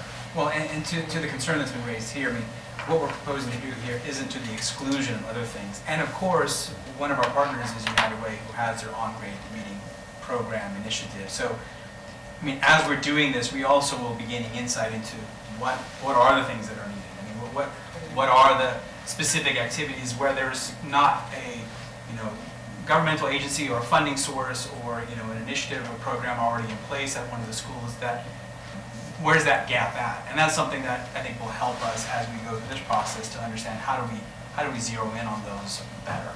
So it's not that we won't be doing all the other stuff that we're already doing. I mean, you have the College of Education, University of Florida is a partner in the Community Partnership School in Howard Bishop. College of Education is out there with their UFly, their students too. So I mean, there is stuff that's already going on. So this won't be done to the point that we won't be, you know, involved in any of those other activities. And the question becomes, as we develop this, as we test this out, what can we bring in here?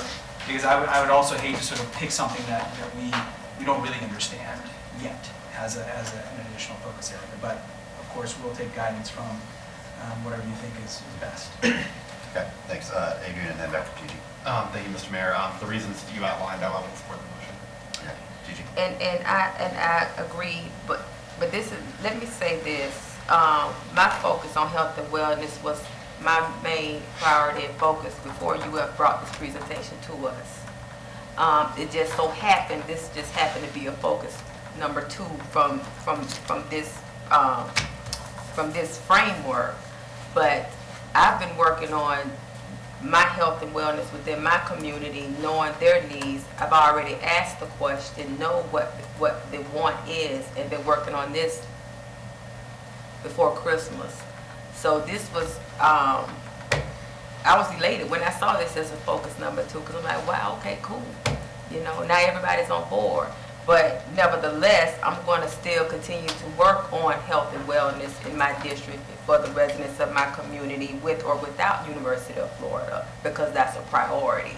I'm okay with whatever direction we take, but my priority and my focus is health and wellness, because that's what my constituents want, and that's what we feel that should be a priority for the people I represent. So. Very good, thanks. Yeah. I want to thank the Commissioner for the motion. I think that we are going to see this partnership move into that realm. I'm in agreement with the mayor, at least for this meeting. Has anybody read the book Tipping Point by Malcolm Gladwell?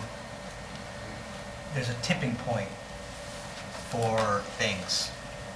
And this partnership has a tipping point. And that tipping point is going to transform this community because we're finally going to be able to address a lot of these major issues. And so the thing about a tipping point is that you can't force it. Tipping points are organic. And it happens once you hit a threshold of enough people having conversations and enough people being invited to the table and enough work getting done. And so we're on our way. Malcolm Gladwell. Yeah, I would hope that, I hear the comments that have been made. And when I look at the focuses, I'm thinking that we're broad and are more eyes than two, that you're not going to not work on three. You're not going to be looking for that other thing. And it's not like there aren't enough departments at the university to spread the community connections to every department. So I would hope, I know the education element is going to move forward. It's not like it's going to, this isn't one of those things where you have to do one before you do two, and then you finish it 100% and do three. We can do them together. I mean, I'm still gonna put the motion forward. I want every single one of you to vote against it. Is it? Go ahead. Okay, so, about what Commissioner Simmons said earlier is that I was looking at this as an accountability measure. I mean, there are many, many things happening in the community, many different places. They have been going on for a really long time, but we are still at the place we are right now. So I was really hoping that this could be a convener of this effort. So if this is not going to be a convener of this effort, and there needs to be a tipping point where this happens, then I'm hoping that someone in the community will take this under their wing to help convene these groups of people in order to push this forward for our community, because it's not, I don't have to stress how important just this one, just children being able to read is important for every aspect of our city. So if this is not a piece of it, that's fine. But I'm just saying to the universe that I'm really hoping that an umbrella group really takes this specific initiative under their wing. So there we go. Very good, thanks. Can I just add one thing before we vote? And I get that every child needs to read, but if I don't feel good, I'm not going to read. You shouldn't have to be putting one in front of you. Right, but I'm just saying, if I don't feel good, if I have a toothache, if my back hurt, if whatever the situation is, if I'm just not there, I'm not going to read. I'm not going to do the things that I would normally do. And I'm not putting one in front of the other. It's just, in my experience as being on this earth, if I'm not feeling well, I'm not going to do things good or as normal as I would have. And I would be, so. You'd be homesick then. And I'm going to sleep. I'm not reading, But that's neither here nor there. There's still room for everybody. And I just, I'm voting against it because I feel that health and wellness is just a priority that I would like to focus on. Not saying that I don't want to focus on reading or I believe that reading isn't important, but today in what I'm seeing and what I'm hearing in the community, in addition to the literacy rates, people are not feeling well, and we have a problem. And so you're both right. Yeah. This item is fundamentally not about either of those things, though. It's about the structure of this relationship and how it will intersect with our community and how it will grow and evolve. And that's why I want to keep what we do today confined to that, and then allow these other things to organically spin into it, as they get. I mean, because this is the first time we've seen this. You also have to go out to the community and help our neighbors understand that they have this new access and this new resource. And in so doing, it's not going to be binary. We're not going to have to choose between health and wellness and literacy. We're going to be incorporating all of the things that are priorities to our community into this process. And that's why I want to keep it confined. We don't need to choose between these two things. Right. And I get it, but there's a motion on the floor. I hear And you. I'm just explaining why I'm voting against the motion. I got you. I got you. That- For the record. Yeah, I got you. Yeah. Okay, members of the public want to speak to the motion, Kelly? Yes, and before I speak to the motion, what I said last time was not a rhetorical question. I'd like to get an answer to that. And I don't know that But, we know the answer to that. I don't know that Andrew is capable of answering that question. If you are, fine, but I think you need to ask somebody at UF Housing. Well, what Commissioner Johnson proposed, I mean, she talked about a specific goal, but what she said about equity, that's a lens through which to view everything. It's not a specific project that would displace a different project in itself. So the ask about equity, that would help to drive the idea of getting better health care east of Waldo Road. So that would support that, not compete with it. But I think we have to look at which engine is the right one to drive specific issues. These folks are from Tigard Hall, your main campus, right? The city. See? No, Uh, I sit at the campus. I don't even sit on campus. But I mean, you're part of UF, you're working with UF administration. Andrew works, I'm in Andrew charge. is an employee of UF, Bobby's an employee of the city. Okay, well, the point I'm making is the whole issue about health east of Waldo Road, we need to be dragging in the Shands Board of Directors on that one. Yeah. Main campus is not the ones to drive that. The education piece, they're most appropriate to. The health piece, that's the Shands Board we need to grab on. Thank you.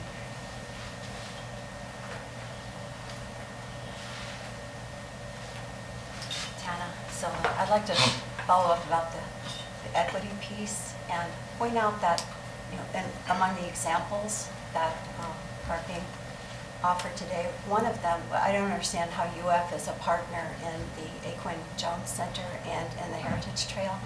But I will say that's very worrisome and shocking to me to find out that Charlie Lane is somehow involved with the oversight board of the Heritage Trail, and that the words African American are being stricken from the language of the Heritage Trail. How is that even remotely possible? I mean, talk about a disconnect from the community.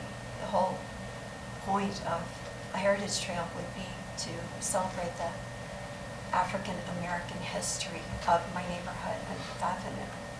And I heard this from a very reliable source that now the words African American are being stricken from that. At the time that somehow the University of Florida has something to do with Aquin Jones Center, it doesn't. And with the Heritage Trail that's been in the works for a dozen years at a minimum within the city.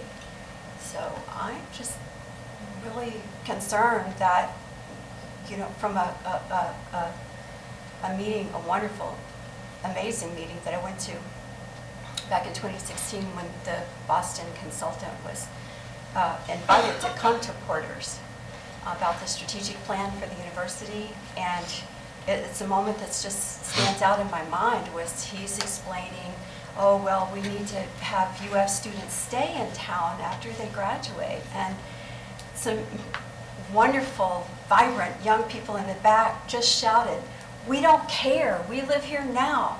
In other words, the consultant was from UF with a strategic plan, was telling them basically, get used to it, we're gonna, have a bigger vision here for your neighborhood. And they were saying, no, you're not. You're gonna address us now. The future depends on the present moment, and I think we need to look very carefully at the equity issues. Thank you. And just to be clear, the equity lens will be used for all city decision-making from now on. I asked them. It's not a question. It's been specific direction given by the commission and will be embedded in every decision we make. That's part of our standard operating procedure moving forward. Anybody else wish to speak to the motion? Okay, back to the motion to make literacy proficiency by third grade the number 2 priority. All in favor say aye. Aye. All opposed? No. Aye. That motion fails. Johnson and Warren were in the affirmative. Okay, thank you. I'm really excited.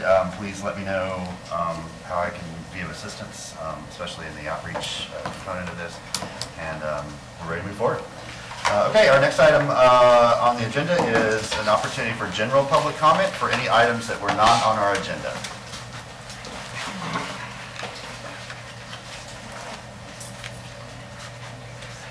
Welcome. Someone left their glasses on the podium. I couldn't stay for some of your meeting yesterday about codes enforcement because I had to go to the county charter review.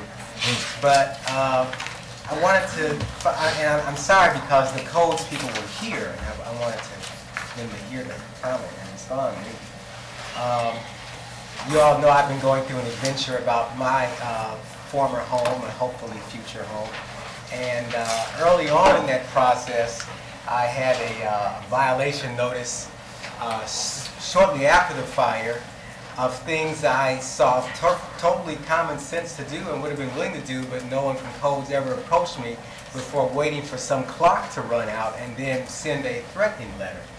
And then later on, they had another violation about the things on the property, that was really what was coming out of the house. And when I went to ask about it, I was told that codes issues are complaint-driven, and therefore somebody in the area had complained, and that's why they were there. So, and I was unhappy, kind of bitter about that a while, and I thought some neighbors were being a little mean.